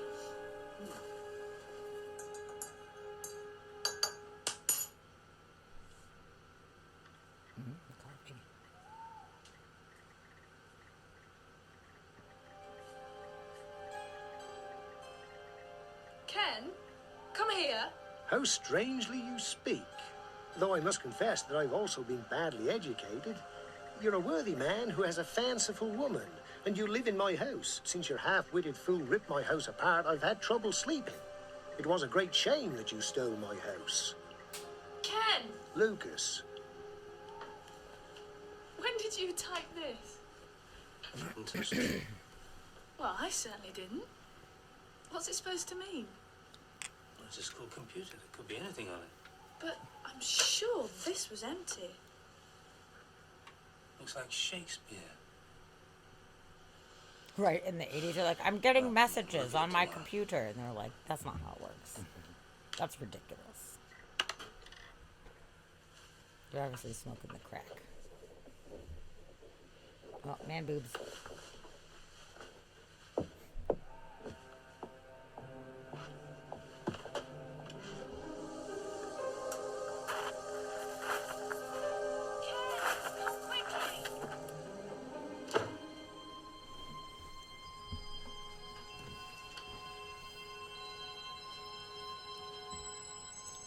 Okay, that's fucking weird. Mm-hmm.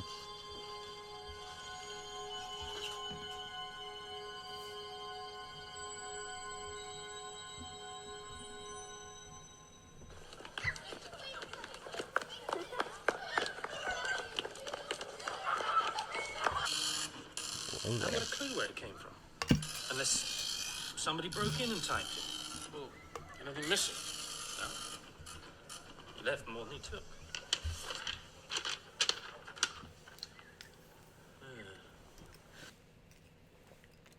Oh, what the Oh, fuck? what? Error occurred. What is that on? Don't tell me error occurred. Does it? Oh, that's some fucking bull honky. Yeah. What, 227? Okay. Okay, let's give it another go. Mine says it keeps going anyway. That's weird. Okay. I know we have to back up a little bit, but just give it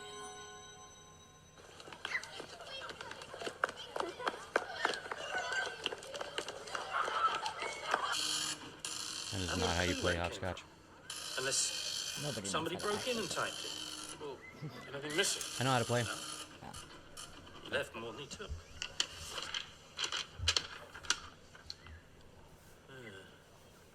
At first glance, I would say it was Middle English.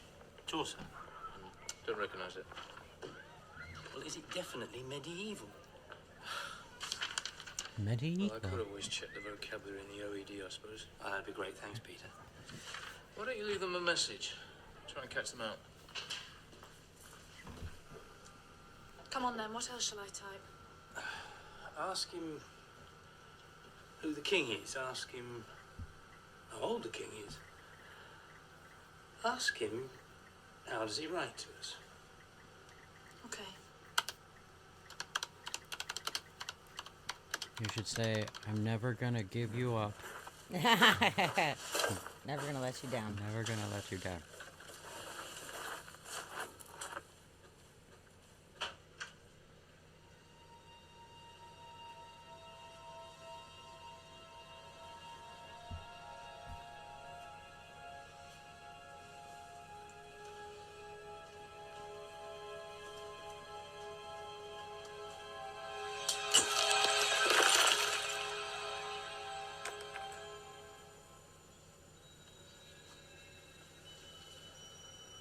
Well, that's a weird thing. What?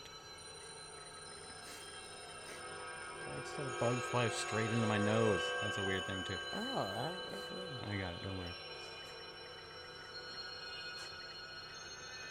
This is very strange. If it is 2109, why are they doing this? It's very weird. What is the point?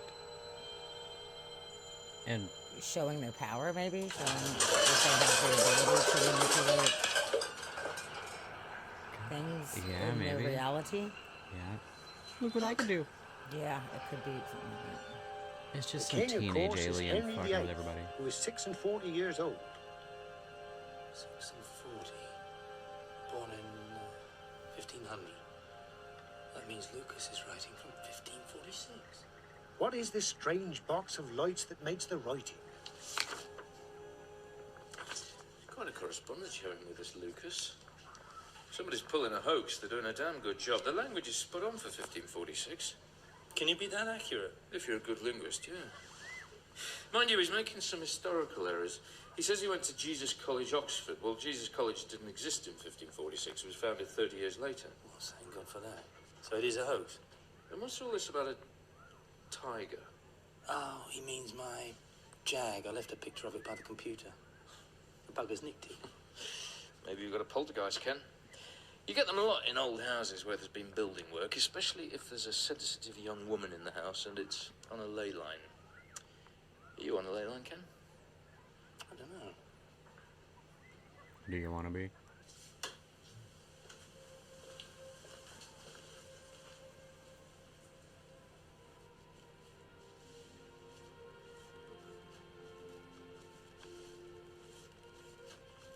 I wonder how you find out if you're on a ley line. Like, what is the specifications of such things? I don't know how they would find that out then. So are we on a ley line or not? Now there's a Right grid smack on around top the of one, entire actually. planet. You're really beginning to believe in Lucas, aren't you?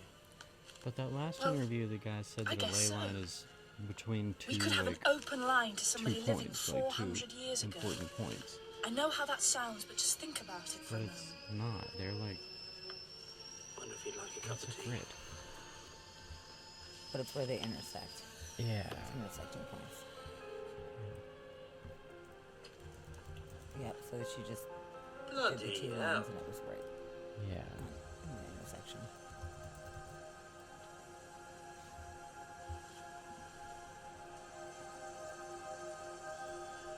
What? Could you just lit on fire? That's not good. My friend, pray what strange demon are you? I'm so confused. I feel you are good, but your lies frighten me. You said you're alive, but this is not so. If you were alive, you would say you know not of Jesus College. My college was Brasenose, from whence I was expelled for not deleting the Pope's name. If you don't explain your ignorance to me, then I must make an end to my words with you. This would cause me much despair. Lucas. We didn't challenge him about Jesus College. He was testing us. He thinks we are the hoaxers.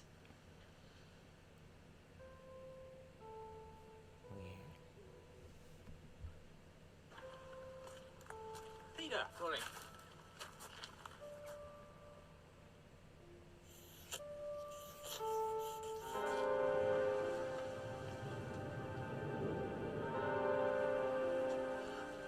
Are you okay? Yeah. So what happens next? Peter, do you believe in ghosts? I've never seen one.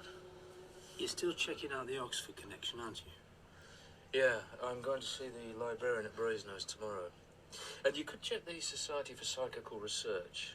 I doubt whether they've come across a computer haunting before.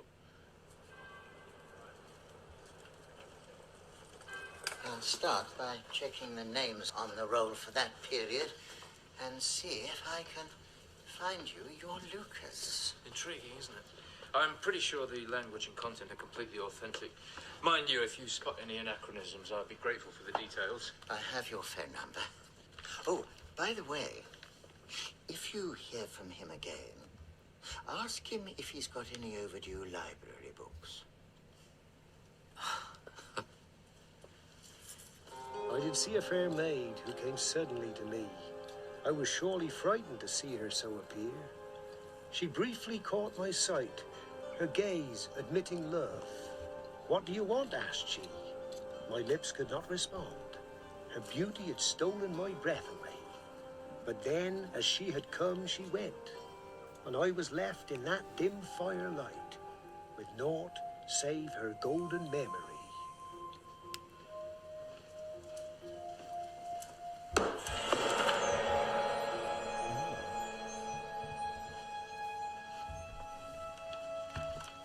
Thomas Hutton, Dean of Brasenose, 1536. Expelled for failure to expunge the Pope's name. Lucas says he's been using an alias. He says he's afraid for his soul if he uses his real name, which is Thomas. Thomas Harden. Well done, Robin. Hang on, there's more.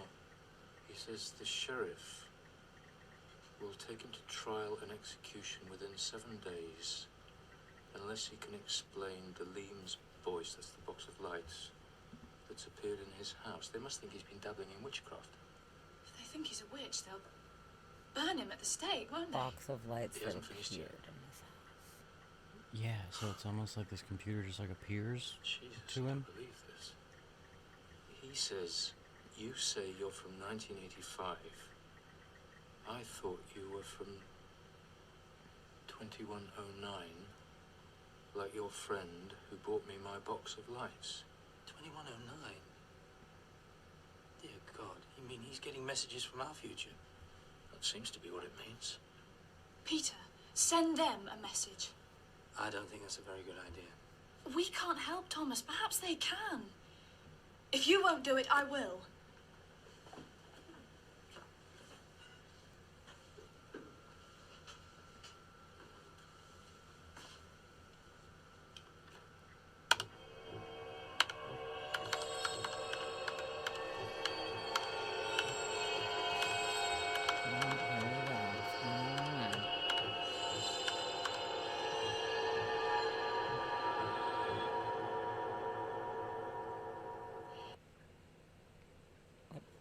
Well, I'm sorry we didn't get any messages from either the past or the future. That's about par for the course. Doesn't the SBR ever find anything? I wouldn't say that. We quite often detect an obvious fraud, but when nothing at all happens, there's not much we can do. Perhaps they burned your Lucas. We have to be careful. You know, science says this is simply not possible. I didn't say it was possible. I just said it happened.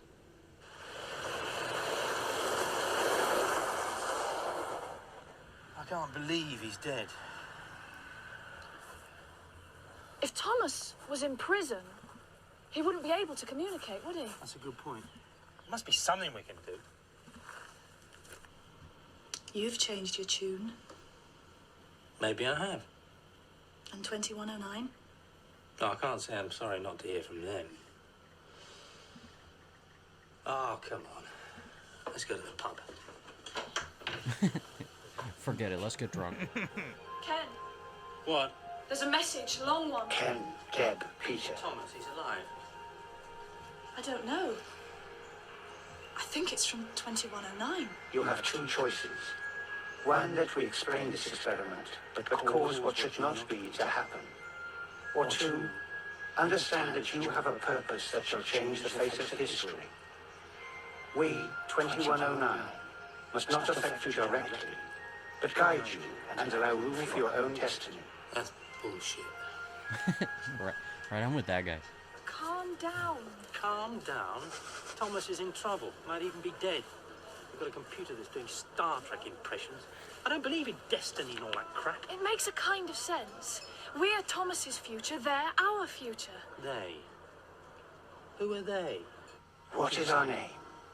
Too perfect that we make mistakes. As we must have a calculator. A movement that casts no shadows. Thought without chemical reaction. Love without passion. Hate without anger. Wars without lives lost. How can we have any? The echo We are sound. many, but no more than one at a time can come. Yeah. Can't fucking understand what you're saying.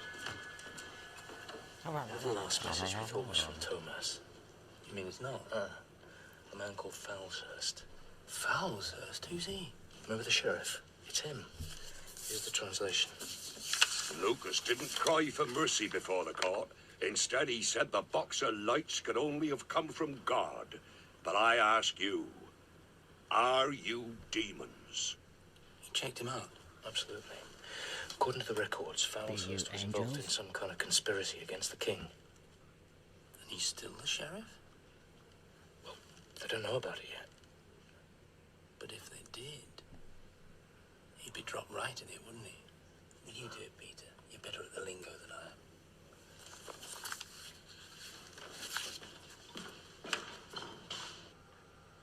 Interesting. I He's wonder if it was answered. actually found My what the most sheriff said noble about Peter, Lucas, if they actually really If found you swear not to use your power, then I shall free Lucas within the hour. Peter did it. It worked. I beg your forgiveness, but I meant him no harm. I shall do this for you are my friends. What a creep. Wait, so they got a message from the My sheriff? good friends, I do weep so much that I can be with my friends again. It's a pity that I can't hold you to my breast. Because, yeah, if they got a message from the sheriff, I don't remember any mention of that before. Or maybe they were just looking at the computer while there was, like, narration of what the sheriff was saying, but I don't know. In that same vein, I was looking through the blogs that I was reading from before, and there was the one person talking to Gary about things, and further down, that person mentions that they found some of the historical archives mentioning Thomas and him being against whatever reform in 1530, and how it was noted that he was opposed to the reforms, and once he was even called to the king's privy council to answer for his actions, in which there was an incident where he didn't remove the Pope's name, and that's what got him called before the king to answer for it. And this person actually put up links to historical documents, and like there was a PDF link, but it was everything is cited on there, so I know that it was there at one point, but the links are dead. It says they're no longer there. But everything is cited properly with the dates and stuff, so I know it was actually there at one point. But yeah, they actually found historical documentation of Thomas. Of him saying that he got in trouble for quoting the Pope or whatever. Yeah, for not taking the Pope's name off of things. Right. So I guess they were doing reforms where they were essentially taking Catholicism away from governmental type of things, is what it sounds like. And the king didn't want the Pope's name mentioned in documents and stuff. And Thomas was against that, whereas Thomas was the dean of a chapel, whatever chapel it was, but he was the dean. Okay. And was against these reforms and wasn't changing whatever chapel / school. Oh, he was fighting. And he was fighting for some things, and the king did not like that. And there's actually legal documentation of that out there from 1530, December 12th, 1530. Wow. No shit. And how would anybody, if they were hoaxing this, how would anybody know that? Yeah, especially before the internet, before you could like go find that. For sure. But, yeah, trippy. Oh, lady, thank That's you so super much for weird. coming in. We're glad you came to hang out. Good on night, our sweetheart. We love you. Quiet mystery night. But yeah, good night to you. Yeah. And We'll see you next week. yeah. Yeah. Next on Wednesday. Wednesday. Yeah. Sweet dreams. But yeah, good night to you. Yeah, and it was saying in the last video that we watched is that he was imprisoned. They were going to execute him, but he got off. That they had released him because of some. I don't remember what it said exactly why they had released him, but he had proved something. So maybe it was the sheriff who. Yeah, maybe the sheriff is the one that let him off. Yeah. Because he was able to do whatever. That's interesting. Okay. I know you as well as my own family since your time opened up to me. But I must move on soon. It's best since the people of Dawdleston no fear me. Thomas.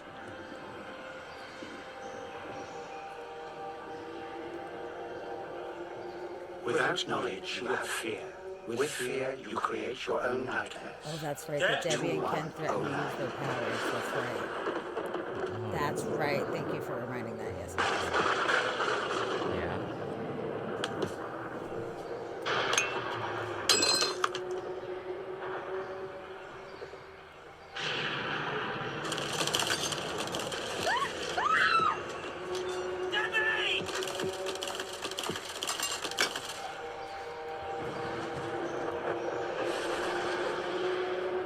Leave us alone!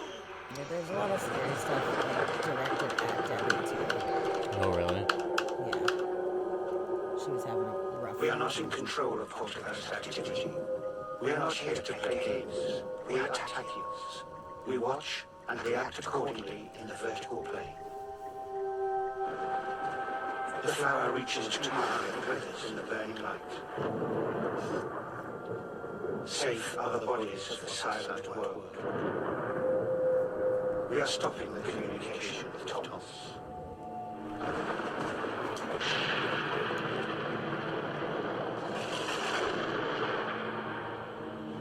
Hey, you will stay with Thomas all night.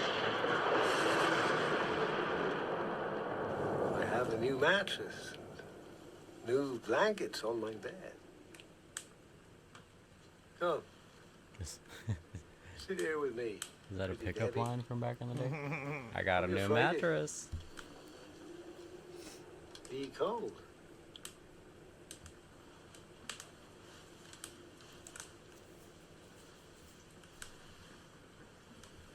Your perfume haunts my house. Your hand, softer than any fair hand.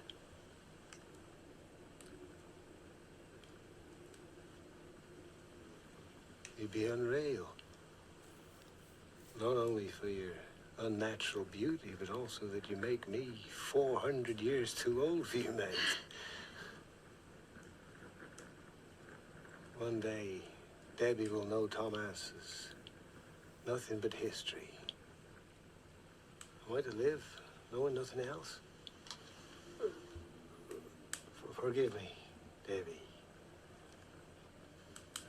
I am but foolish. Oh, he likes her.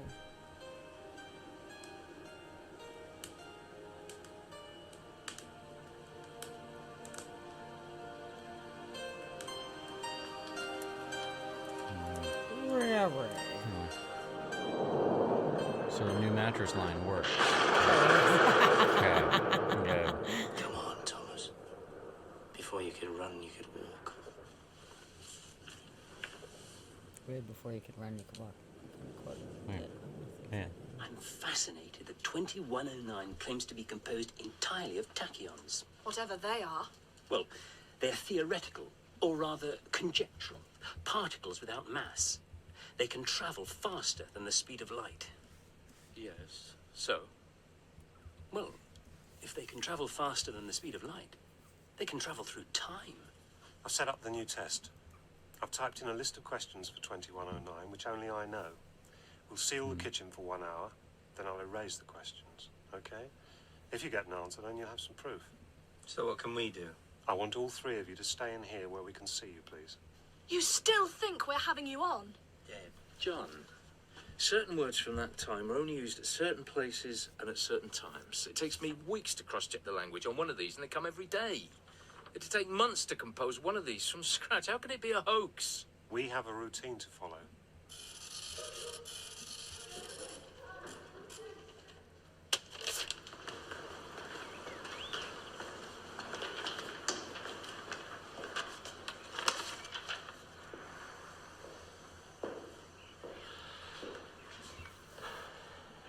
Well, does it answer the questions or not? Your 2109 obviously knew what the questions were. I Obviously. think we'd like you to send them another message.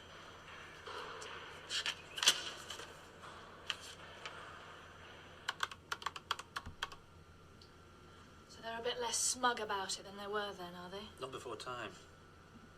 John's asked us to ask them another question. The solution to Fermat's last theorem. What's that? It's a complicated mathematical puzzle. Never been solved.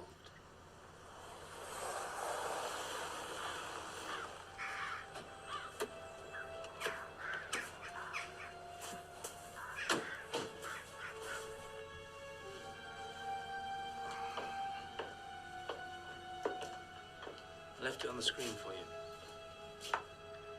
We wonder how much David would like the answer to his question if he knew the consequences. We know your deepest fear. Before we tell you, do you swear to grant us a wish? And I wrote that back. Oh shit, Not playing that Toast great, No dude. Jam coming in with the raid. Hi. What's Hello, up, hello. everybody? Hi, y'all. We're Hello. so happy to have you. everyone. Plain Toast, thank you for bringing your fam in. Yeah. Thanks for bringing friends. Awesome. Having a fairly slow night, but we're going down a rabbit hole. Yeah, it's been super mellow, but you know what? We're having a pretty good time over here, on our crazy subject matter of time travelers and such. What was your show on tonight? What did you do on your stream? I'm sure whatever it was fantastically interesting. Probably. And we got 19 people coming in. Well, Hi, everybody. You brought a bunch of friends. We're so Thanks happy for to bringing your friends. have you guys. I'm sure some of you we know and love already. And if there's anybody new, welcome. Yeah. To Inspired by Mystery Podcast. If you're new, please say hello. Yeah. But yeah, Awesome. this is great. Yeah, we're going down a weird rabbit hole. We started out time travelers, and we got off onto a story called The Vertical Plane, and it's really weird. It goes deep, but I guess cliff notes. In the 80s, these people had a computer, and in the 80s, computers didn't do anything, but they started getting cryptic messages that sounded like they were written in Old English, and they started talking to this person that was leaving them messages on a computer with no way to do that in the 80s, and a lot of it was historically accurate, and he said that he's from 1539 essentially, and then During the time of Henry VIII and everything, and the language was very old-timey and very bizarre. Very old-timey. And then they also, that person from the past mentioned somebody called 2109, which is from the future, and that one has started to talk to them through this computer, and it's this really weird occurrence that has all kinds of open ends to it, and a bunch of stuff is actually historically accurate. You can find it and search these names and find them, and it's a weird rabbit hole. Yeah, these people did a lot of research trying to figure out what is going on. Who are these people that are popping up on this random computer in the 80s that doesn't even have internet on it? And they brought in teams of investigators to look into it, and there was actually some legitimate things that were coming through. Yeah. Super weird. But then the 2109, it's very bizarre. They seem to be the keepers of a lot of this information, and they're saying they can't share information because it would change life as you know it and this and that. Like, it's very cryptic. It's super nuts.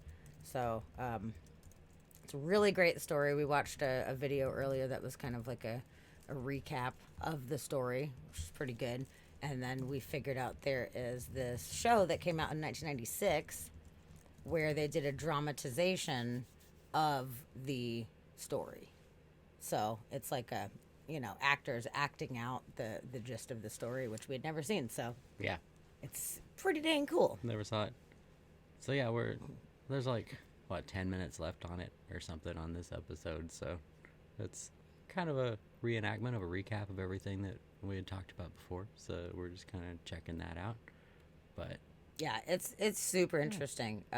If anybody is interested in, bizarro time travel and kind of like ghosty interdimensional type of stuff, this is a great story. Yeah. There is a Astonishing Legends podcast series about it. I think it's 3 or 4 episodes that go really in depth in it. There's also the book that the main guy, Ken, wrote about this entire experience. He wrote it back in the early 90s, and they just republished it. Yeah. So, and interestingly enough, the entity 2109 actually told the people to contact a ufologist named Gary Rowe, and he's a real person. He even has a Facebook page, and he talks about this a little bit, but he says that he's not allowed to really reveal any information. He said if 2109 tells him that he's allowed to talk about some information, he will, but at the moment all he can talk about is kind of his experience with this and the equipment that was used and his research that he did into it. It's very cryptic. But it's he is very being cryptic, really cryptic, even up until more recent times, 2019.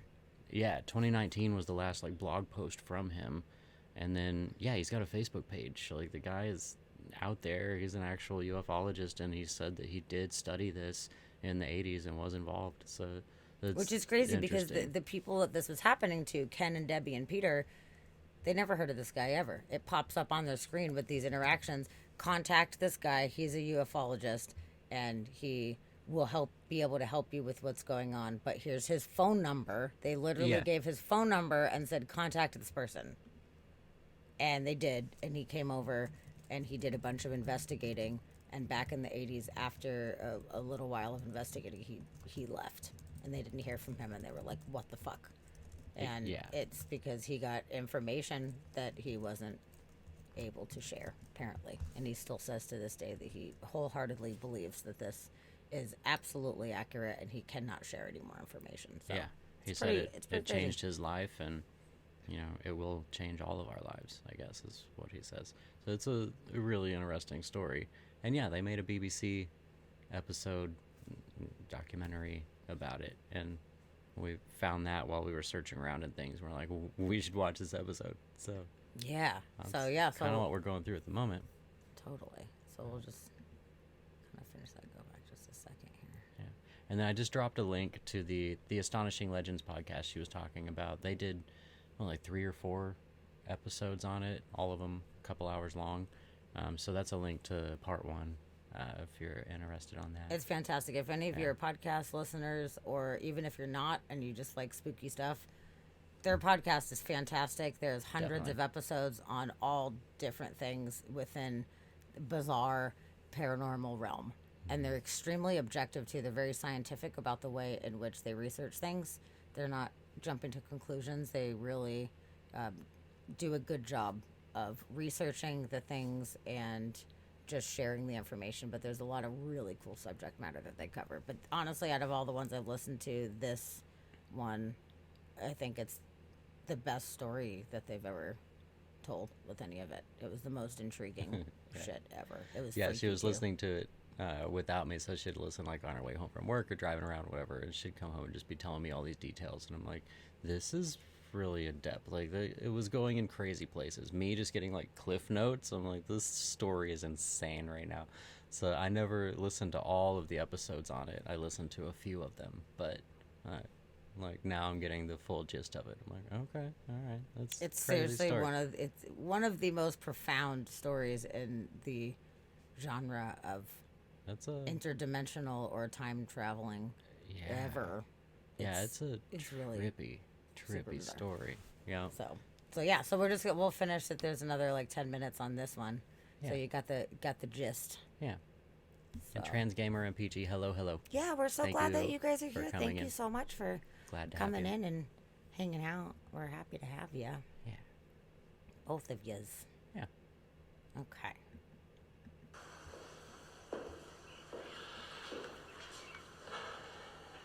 Or does it answer the questions or not? Your 2109 obviously knew what the questions were. I think we'd like you to send them another message. Obviously, they knew the questions. They're from 2109. They know everything. So they're a bit less smug about it than they were then, are they? Not before time. John's asked us to ask them another question. The solution to Fermat's last theorem. What's that? It's a complicated mathematical puzzle. Never been solved. Good night, Plain Toast. We love you. Thanks Good night. for coming in with the raid and bringing your friends over. We appreciate you so much. Yeah, thanks for rating. We appreciate you. We'll see you next time, friend. Definitely. I left it on the screen for you. We wonder how much David would like the answer to his question if he knew the consequences. We know your deepest fear. Before we tell you, do you swear to grant us a wish? And I wrote that back. If it be in our power so to do, and that we do not lose our bodies, minds, and souls to you. Is that it? Good answer. Good You answer, dragged us yeah. down here for this. Then let the man who is willing to lose these step forward. Whoa. Fuck off. No. No. Oh, no. And so everyone knows these are the actual, like, transcripts that they were getting. Come on, John. You've never believed any of it anyway. You do it. He's like, what? Oh, hell no.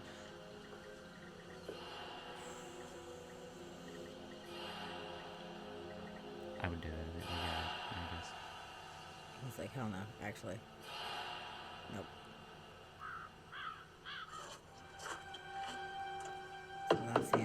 sacrifice. My true fellows and sweet maid, I go now to Oxford to write my book about my brothers and maid, and of our love for each other. I shall not go to my God until it is written.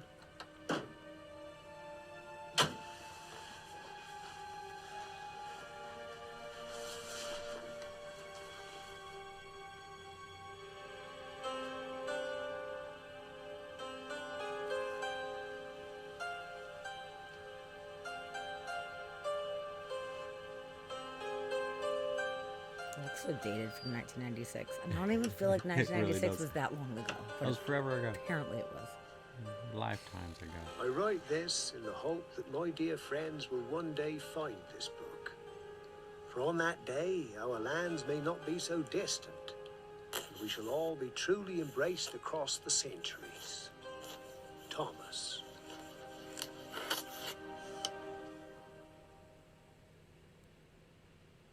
It's a fascinating tale. Dr. Richard Wiseman went to see Ken, Debbie, and Peter Trinder to try to find some answers. This case is impressive because we have some hard evidence to examine. Between 200 and 300 messages apparently written by a man in 1546. Clearly, there are only two options. Either the messages are genuine or they're not. And if they're not, then it's a hoax.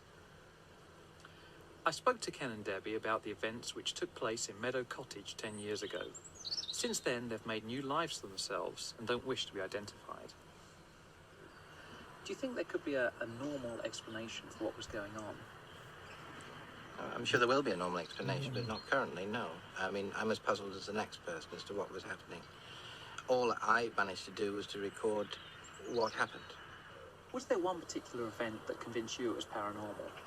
Although lots of people find the poltergeist activity interesting, what was meaningful to me was the messages, which were over 16 months, and the communication with a real person. Was that the actual Ken's Ken, friend, Debbie? Peter Trinder, was Oh, checking the no way. messages' authenticity.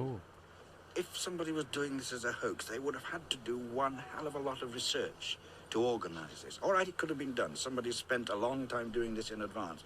But what for? Could it have been a kind of inside job? Because yourself, Ken and Debbie had access to this information. Maybe one of the three of you was hoaxing it. Well, if it were me, of course, yes, it would have been done. But I would know. There would be no point in the whole thing. I can honestly say it wasn't me. I mean, but you believe or you don't believe. I knew that it wasn't me. And I did not believe that it could be Ken. Of course, always from the start.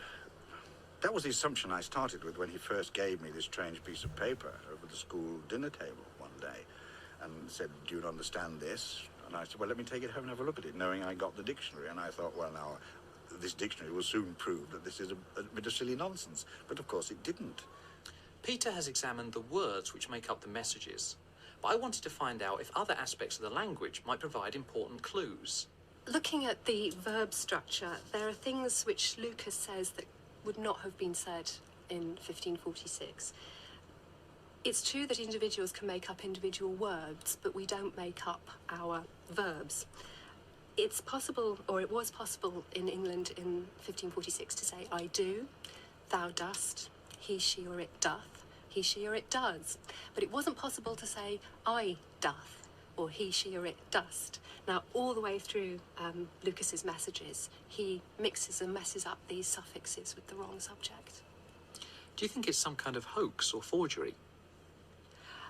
Well, it's certainly, if it's meant to look like early modern English writing, it doesn't even look close.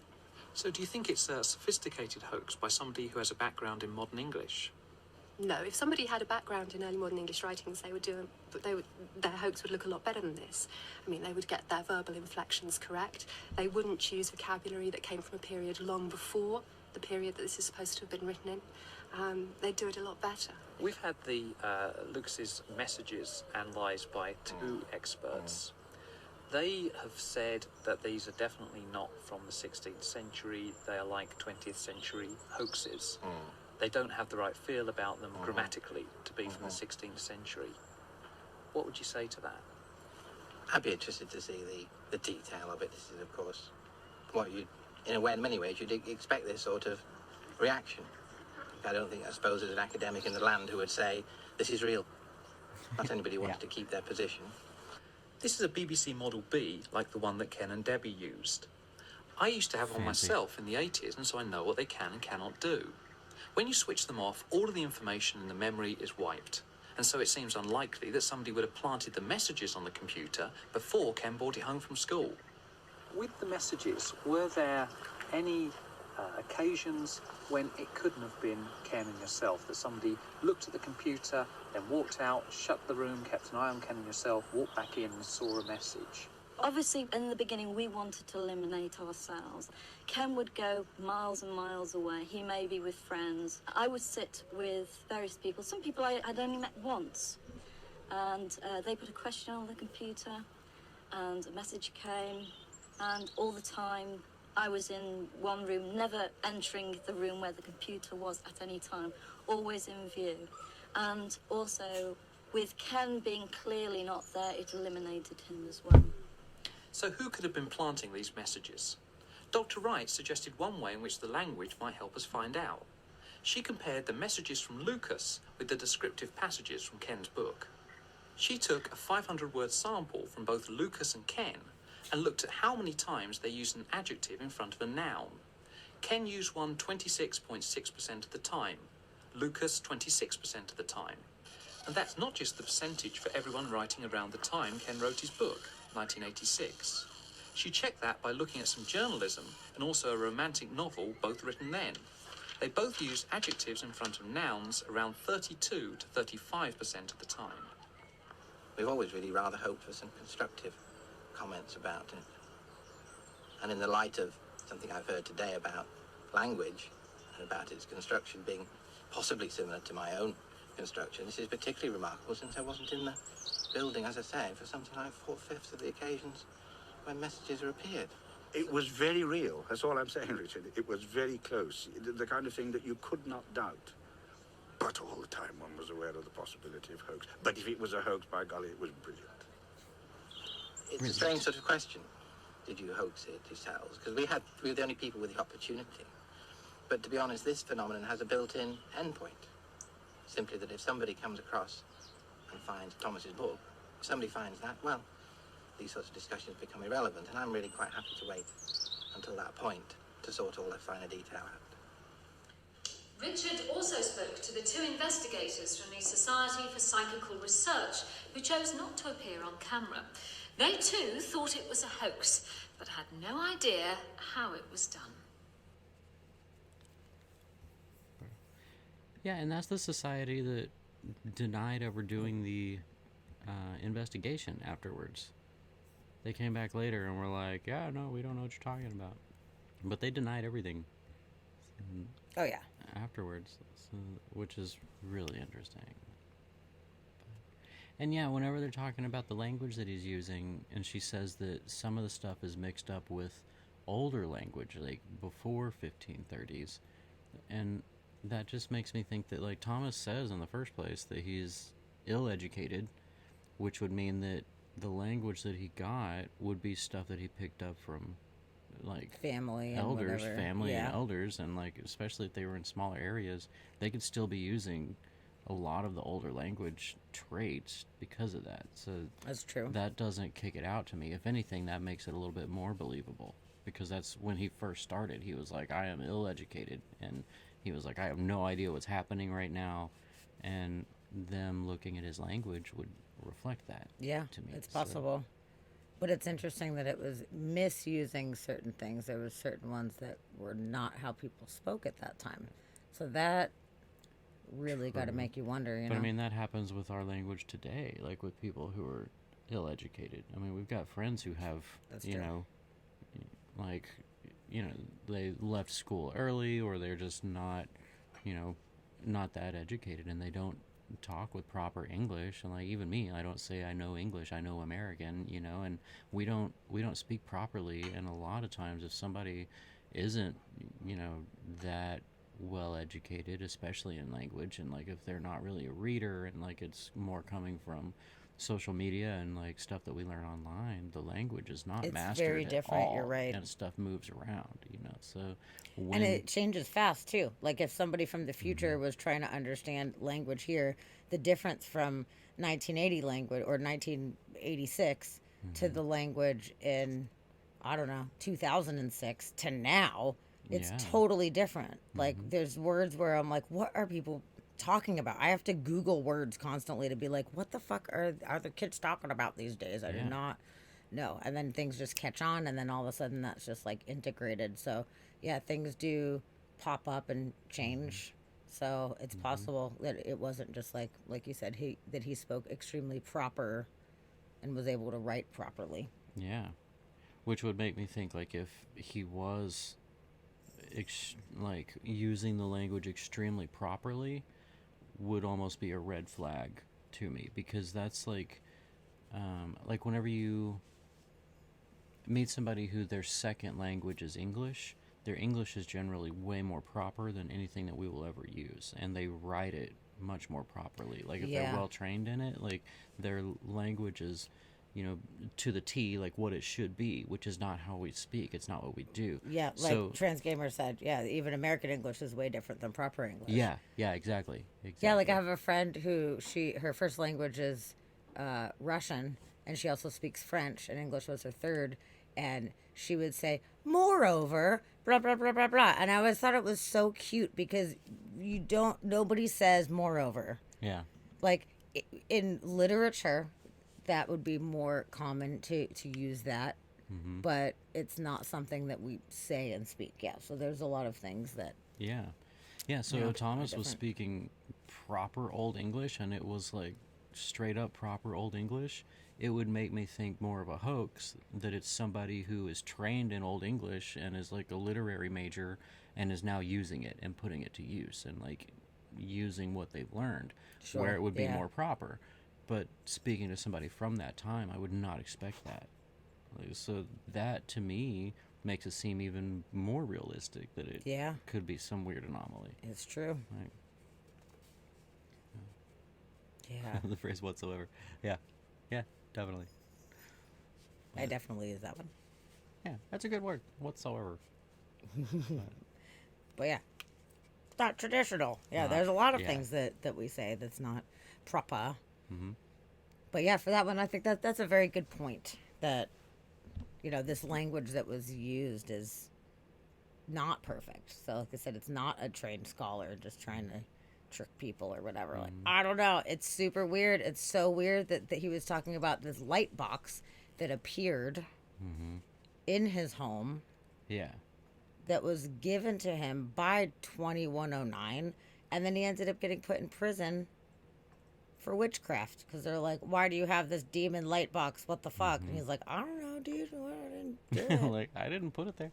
I didn't put the demon light box in my house. It wasn't me, But yeah, it's a really weird story, super intriguing, and there's so many aspects of it. And then like the ghosty stuff that was happening, all the paranormal things that were happening around there. That's a whole other element. That's a whole other element of it, yeah. And then they asked 2109, are you the poltergeist? And they were like, no, we're not. Okay. And then... Can you tell the poltergeist to leave? And then Thomas said he was having similar stuff happening in his home in that time as well. Yeah. So what is that? I mean, could it have been some...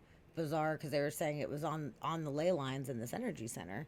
Is it possible that was just some weird, I don't know, energetic anomaly? But things seemed pretty deliberately stacked, and they were saying it was like really bizarre stuff. And then Debbie getting attacked and having like fucked up shit happen. Like they went in more depth, on the podcast. But yeah, she got this shit scared out of her, and it seemed to be kind of focusing around her at points, and it was like it got kind of scary for her. And why would it do that? Like who knows, where is it coming from?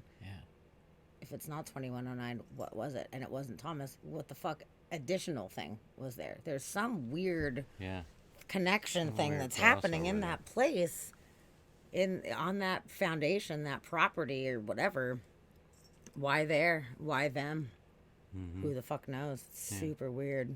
Yeah, and the ley lines could have a lot to do with it. I mean, like, if that's a thing, which it's weird, because in the past like that video and then the previous video that we watched, they were talking about the ley lines, and they laid out ley lines to be specifically just a straight line between historical markers or historical lands, and you draw a straight line, and a lot of times they intersect. So I was looking up the definition of ley lines, and it is saying between historical markers or buildings, and then it also said that people started trying to build buildings on these ley lines, but like how did they know they were there if you didn't have the points of reference? And then I've seen later, just in my own research, ley lines to me, like I thought ley lines were specifically a grid that actually goes around the globe, but it's a very geometric, like very specific placement of these lines. And then whenever you plot out the pyramids like Giza, and then the ones in like the Aztecan pyramids and like the ones in Mexico and all these things, they all end up lying on certain points on this grid and like the cross points of this grid. But it was a very specific grid around the globe, not lines drawn between historical things that kind of go everywhere. I think it's both at the same time. I would think that there would be some points in a grid along these specific lines where the energy can travel easier, and then within other areas there could be crossovers as well, which are points of more condensed energy in that area. Like, I think that it can be I don't know, but I feel like it's either a grid or it's not. Like it. Well, I would think that there's a grid, but within that grid there's also points that intersect within that area as well. Like, I don't think that it's one or the other. And I'm just going off the cuff with this one. But from what I've always thought about the ley lines, I didn't think it was only along these certain areas. There are just areas where there seems to be more anomalous things happening. Because the way that I saw it illustrated was that there is essentially around the globe, instead of like you got your latitude and you got your longitude, these go like diagonal around the globe. So if you had like diagonal lines, but they're diagonal both directions, and then this way. And where those diagonal lines cross are specific points, and that's where you find pyramids, and that's where you find Göbekli Tepe, and that's where you find all these specific points. But it's this very specific like grid. So if you go in between those, you're not on the grid, you're not on the ley lines to me. But if you think about like latitude and longitude, like we have the specific lines, like the whole numbers laid out essentially, but in between those there's more. So if there are these diagonals and there's all the in-betweens, whatever, maybe it would go, it's like an infinite breakdown of those sizes. But yeah, I just think it's weird, because I thought it was specifically this grid. Whenever I heard about ley lines, I always thought it was specifically this grid, but now that they're deciding or defining it as being between main points, like now I'm gonna have to dig deeper, because now I'm real curious about what that is, what that means. Yeah. But the energy's traveling, and also think multidimensional. Yeah. Absolutely could be. Yeah. If there's just places where energy is more condensed, or the energy is flowing and it's meeting in certain areas. Yeah.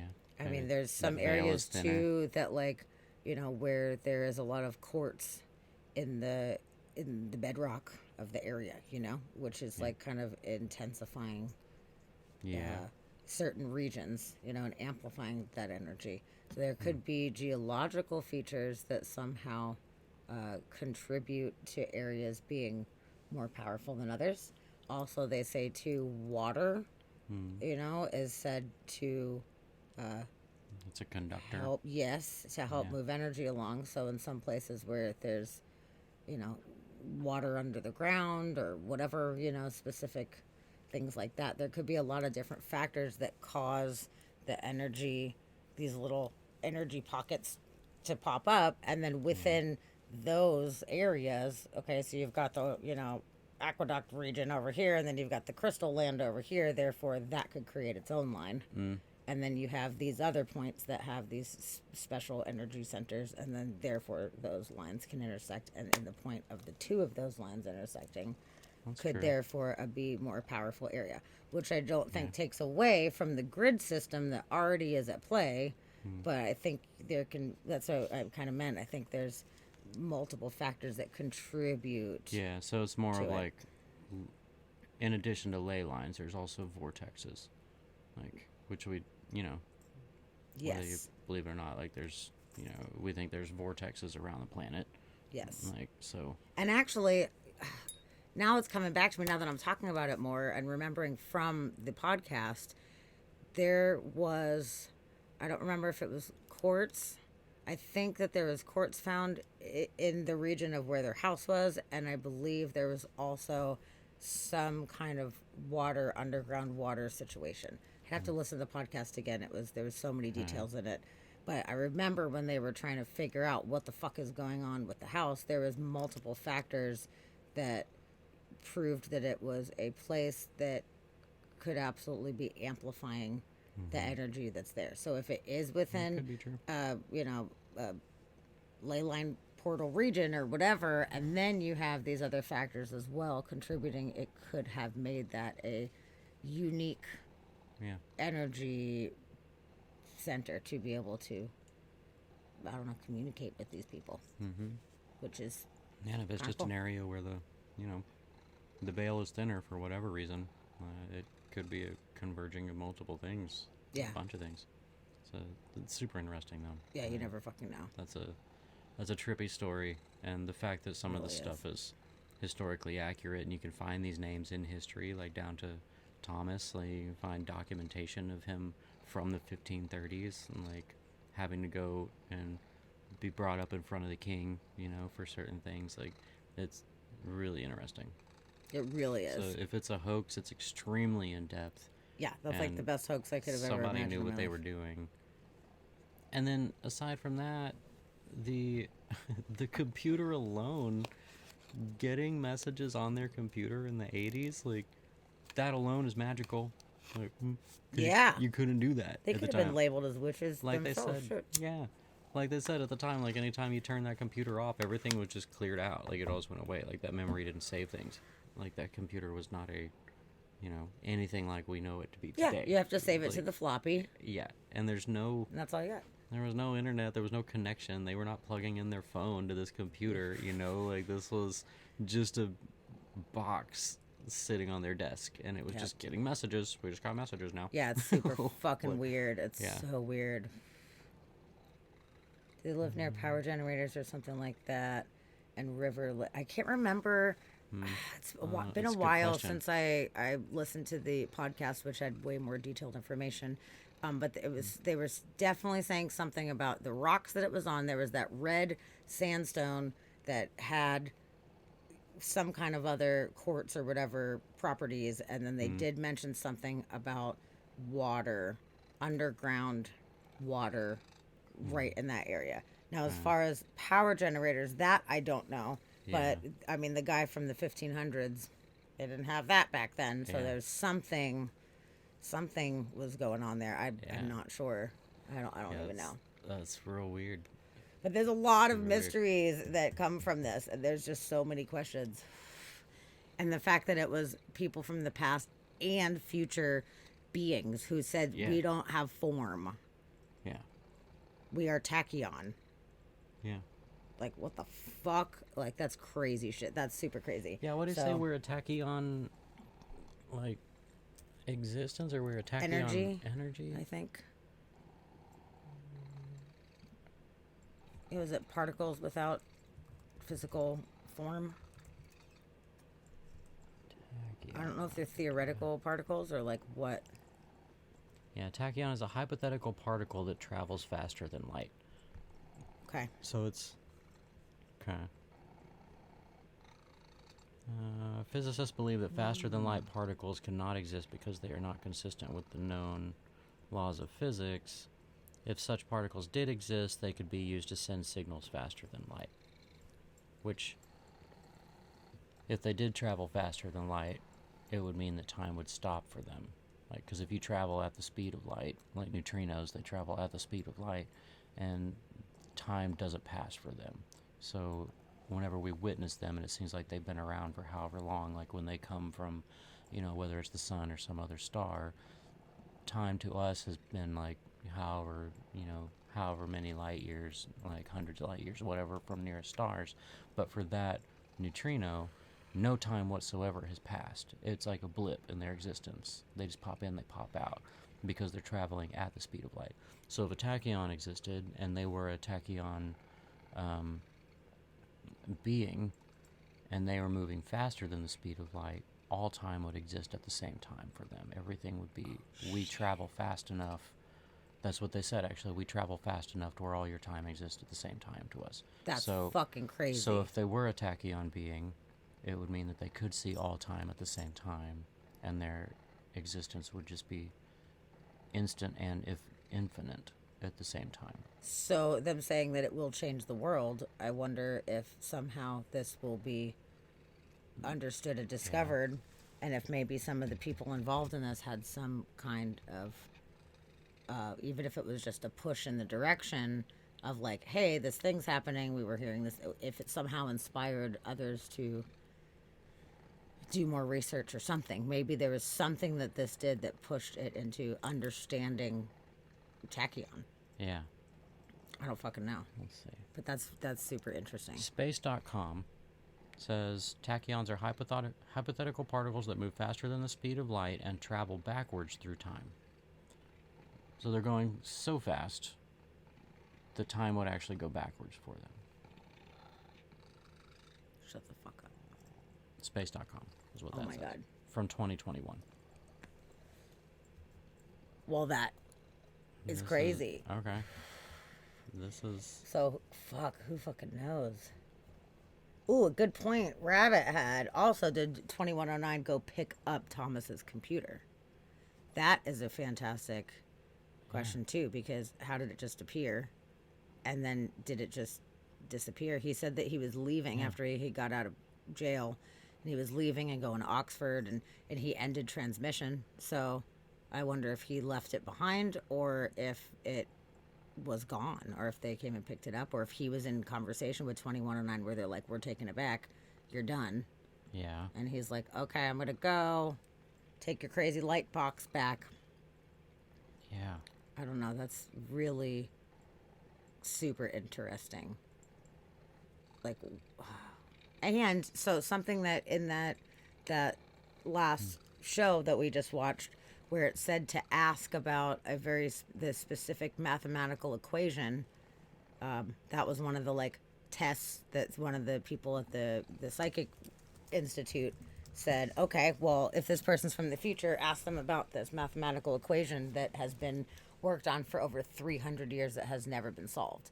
And 2109 said it will be solved soon, within coming years. And then within only a few years after that, it was in fact solved. Mm-hmm. And that was the year after that came out. That was 96, and it said 97 is when the problem was solved. Yeah. So yeah, the equation. What was the equation for? I don't know what the equation is for, but I'm interested to find out. Yeah. But because it sounds like it was brought up by the Psychic Institute people, it wasn't that they just said, oh, by the way, pay attention to this equation. I think it was like a test of like, well, yeah, you think you're so smart? Well, what about this equation that nobody's ever figured out? And they're like, don't worry, it's coming out. Yeah, it was an equation that was supposed to be unsolvable. It was just a puzzle, that they've been working on for hundreds of years. So that's pretty crazy. So yeah, I wonder what it is. I wonder, taking into consideration that this is actually a legitimate situation. If it is, I wonder what the information that 2109 was bestowing upon these people in the 80s, why they called upon Gary Rowe to come out specifically, why he left, why he's saying to this day that there's information that he is not allowed to reveal because it will change everything. Yeah. What is it gonna change? It's so fucking interesting. Yeah, it's real interesting.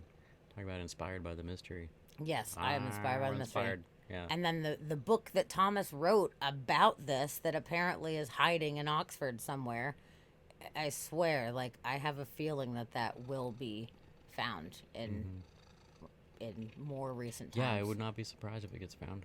I would not be surprised. Yeah. And that Or will if it already prove has this been, we just entire didn't thing. know. Yeah. It would prove beyond a shadow of a doubt that this is in fact real. I mean, there's a lot of people that have researched it and stuff, like, do believe in it. Yeah. But to be able to prove it, if there was a book written from the 1500s that references these guys' situation on paper that is tested and obviously old, ink that is obviously old, not faked. If it's verified to be from the 1500s. Yep. Yeah, that'd be written trippy. in Latin. Yeah. Then that shit will just be like, okay, well. And it's talking about this magical light box that appears in his house. And he's like, I don't know, man, there's a light box. The devil box. It's got lights. It's so weird. So that would be great. I think that would be wonderful. Even if we don't know how it was done and there's no information on how, we'll still have so many of the same questions, but just having a confirmed circumstance of conversations that actually were happening through time via an electronic device. You know, and I wonder too if maybe it had been waiting for a time technologically where they actually had a thing that could be communicated like that. Because before then, was it pen and paper? So all of a sudden these messages are going to be written on paper or whatever. Like maybe that was the first time physically that something like that information could actually be provided in that way. Yeah, maybe, yeah. And maybe that's why it was that Like, time. finally Why they the have any 80s, computers, you know? God. Yeah, they're Took like, 'em okay, long once enough. you have this system in place, then we will be able to open this communication. But why? Why? I don't know. It's fucking weird. It's so weird. I love it. It's so fun. It's such a fun story. The Vertical Plane. I'm going to buy the book. Vertical I'm gonna buy Plane. the book. I'm totally going to do it. I'm going to read it. Because there was so much awesome information in the Astonishing Legends podcast, but they were like kept referencing the book. Like, I'm sorry that you guys can't find the books because they're $700 right now, but like I wish you could read the book. Yeah. And they were actually talking about potentially scanning it all in, because I think Scott had the book, or one of the two of them, had, you know, Forrest or one of them had the book, and they were like, it would take a really long time to like scan every page in and have it be like digitized or whatever. But now there's a second edition and you can buy it on Amazon or Target or whatever. So I wonder if it's an edited version or if it is the original version. Hopefully it is just a reprint. Yeah, I hope so. Yeah, there should be a PDF, right? You would think Yeah, so. they should. And the guys that were talking about it, they're like, we wish that there was one, but there's not. And it would literally take us forever to make that happen for you It'll take forever. guys. So, I mean, somebody might have done that since they made the episode. It was a few years ago. So And now the it's book's possible. available again. So Yeah. Yeah, so that's good. But maybe after the episode came out and they realized how many people were interested, somebody that owned the original copy might have taken the time to do it. But Yeah. Scott and Forrest are like, we ain't got time for that. We got a lot of shit going on. We do not have time to be doing that. But yeah, I in the chat above, I put a link to the Amazon, I think it was, and you guys can just Google it if you care to. The Vertical Plane book by Ken Webster.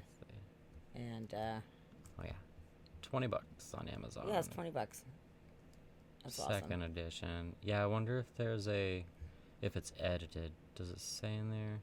Oh, it says this is the second edition with additional material and further thoughts by the author after 36 years. Oh, even better.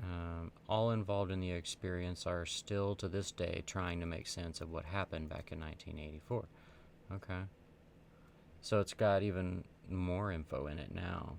Interesting. So let's drop, Okay, drop cool. this link here. Well, I'm into it. It's great. So for readers, Vertical Plane. For people that are more audio, Astonishing Legends. There you go. Mm-hmm.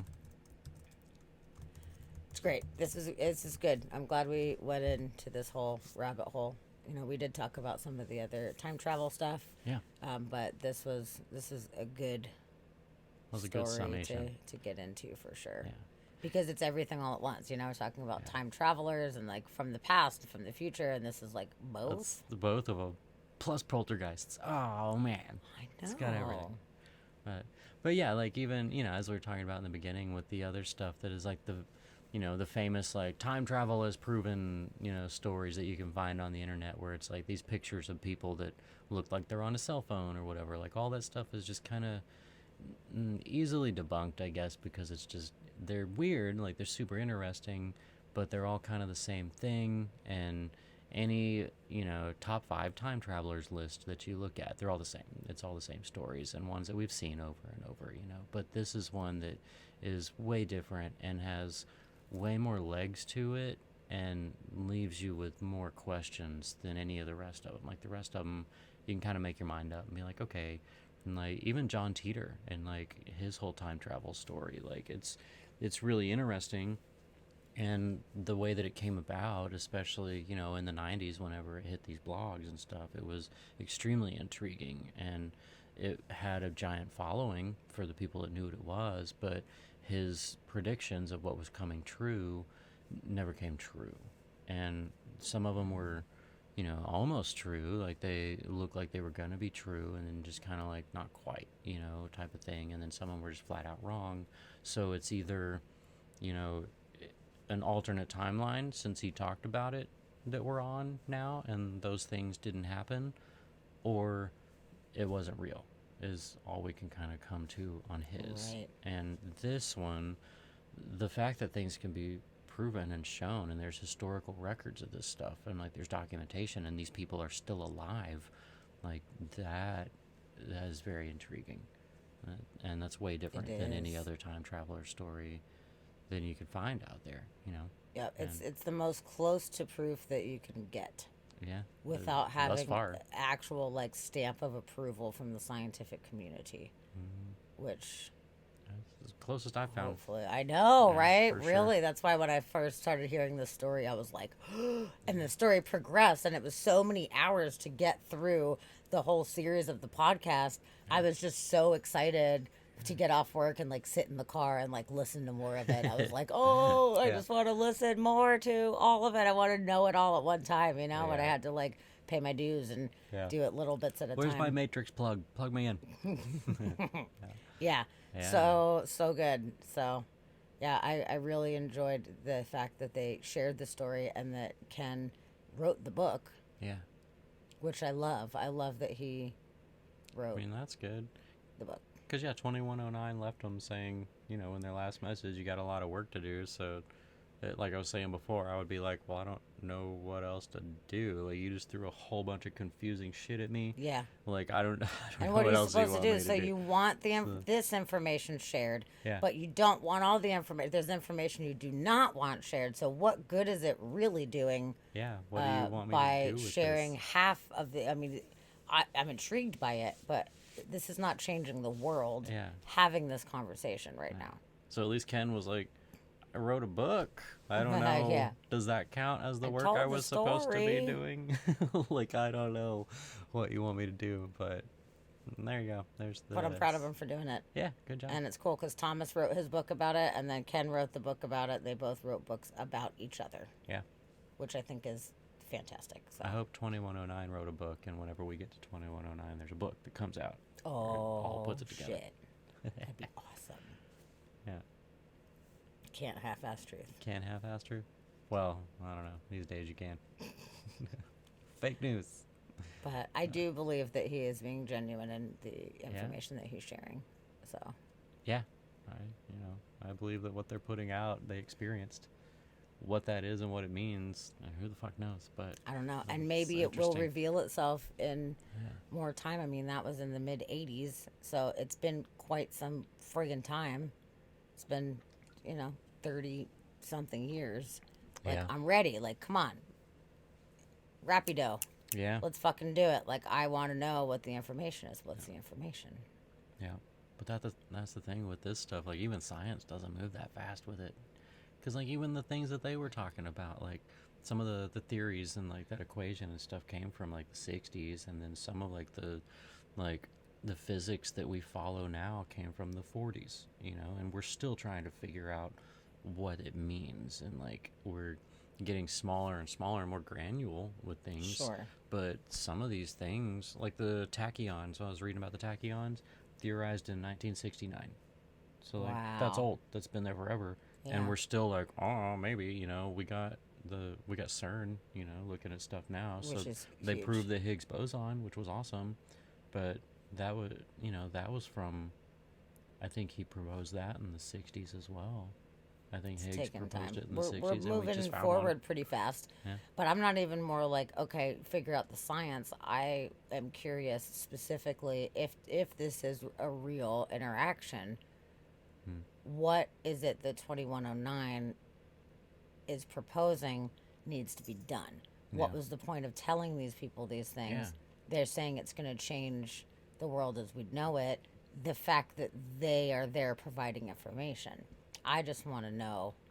Yeah. I hate the like secret of like what did 2109 give that's Yeah. knowledge to these people that Yeah. they can't share, and how is that going to change the world, and why was it important to have these interactions? There was a reason for it to interact with these human beings Yeah. at these specific times for some reason. And were they supposed to be interacting, or was this just like something they did on the side, like illegally or whatever? Like, was 2109 supposed to be They go rogue or reaching something out like to these that? people, or was it a, hey, you can help us? Things have gone askew, and you can help avoid Help? that type How of though? thing. How can Yeah. anybody help?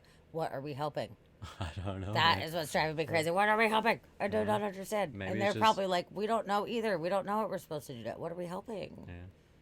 It's And that crazy. could be it. I mean, maybe just having this information and people questioning it is going to lead one person somewhere along the lines to a summation that helps with some situation in the future. It might not have anything to do with this. Like, this might just be like a weird, like, butterfly effect type of thing where they're just doing this little thing and they're causing these people to be like, what the hell? And then future people that see this have some random idea based on it, and it, fixes the future or something. Like, it could be, Yeah.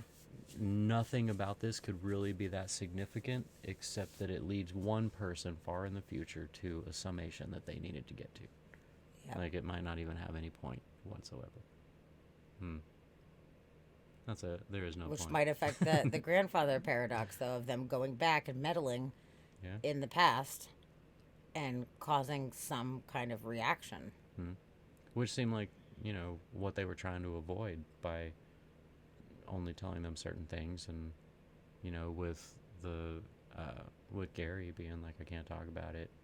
Like, maybe that's to avoid the whole paradoxical situation. Maybe so.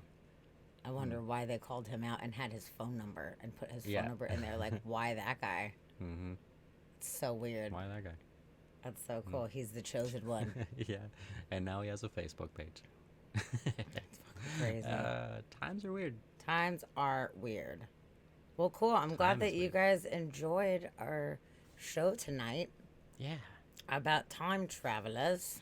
Time travelers and weird things. Yep.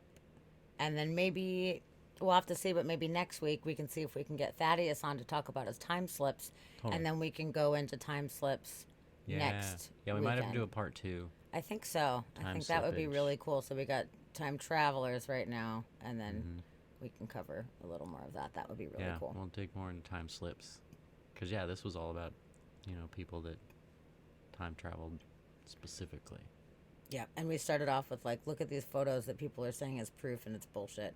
So let's debunk some of that. bullshit. It's got whatever. But yeah, some of the stories from people would be interesting too, to go through the people that do claim that Yeah. they have transcended Yeah.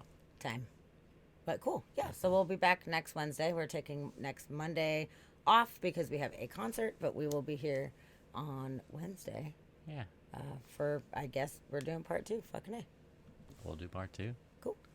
Time All right. traveling. Well, Time Trans slipping. Gamer, we're so glad that you popped in. It was really nice to have you. Thank you for joining us and for staying after that awesome Plain Toast raid. Yeah, absolutely. And Rabbit, we love you. Yes. And we do. hope that you feel better. And anybody else that's hanging out and lurking right now, we All of our other appreciate lurkers, you we so love all of very you much. as well. Yeah. We truly do. So, all right, we will end transmission Yeah. for the evening, and we will be back again soon. Yeah, for sure. All right. Uh, Cool. All right, we'll just skip the Oh wait, raid. Transgamer, you're also a podcaster? Really? I'm assuming you're a gamer. Interesting. Yeah. Cool. Yeah. What do you play? Okay. What's your stream? Let us know before we leave. Yeah, I'll totally But that's give you a awesome. follow. You're a streamer. We should definitely give you a follow. Awesome. Follow for follow. Yeah, you got That's what it, we of do. course. Let's see here. What is it? What's going on over here? Transgamer Live. Oh, nice. Oh, I like your background image. That's nice. As a graphic artist, I'm digging that. Oh, yeah. Yeah. Awesome. Well, I will definitely follow right meow. Yeah, me too. Awesome. Sweet. Nice.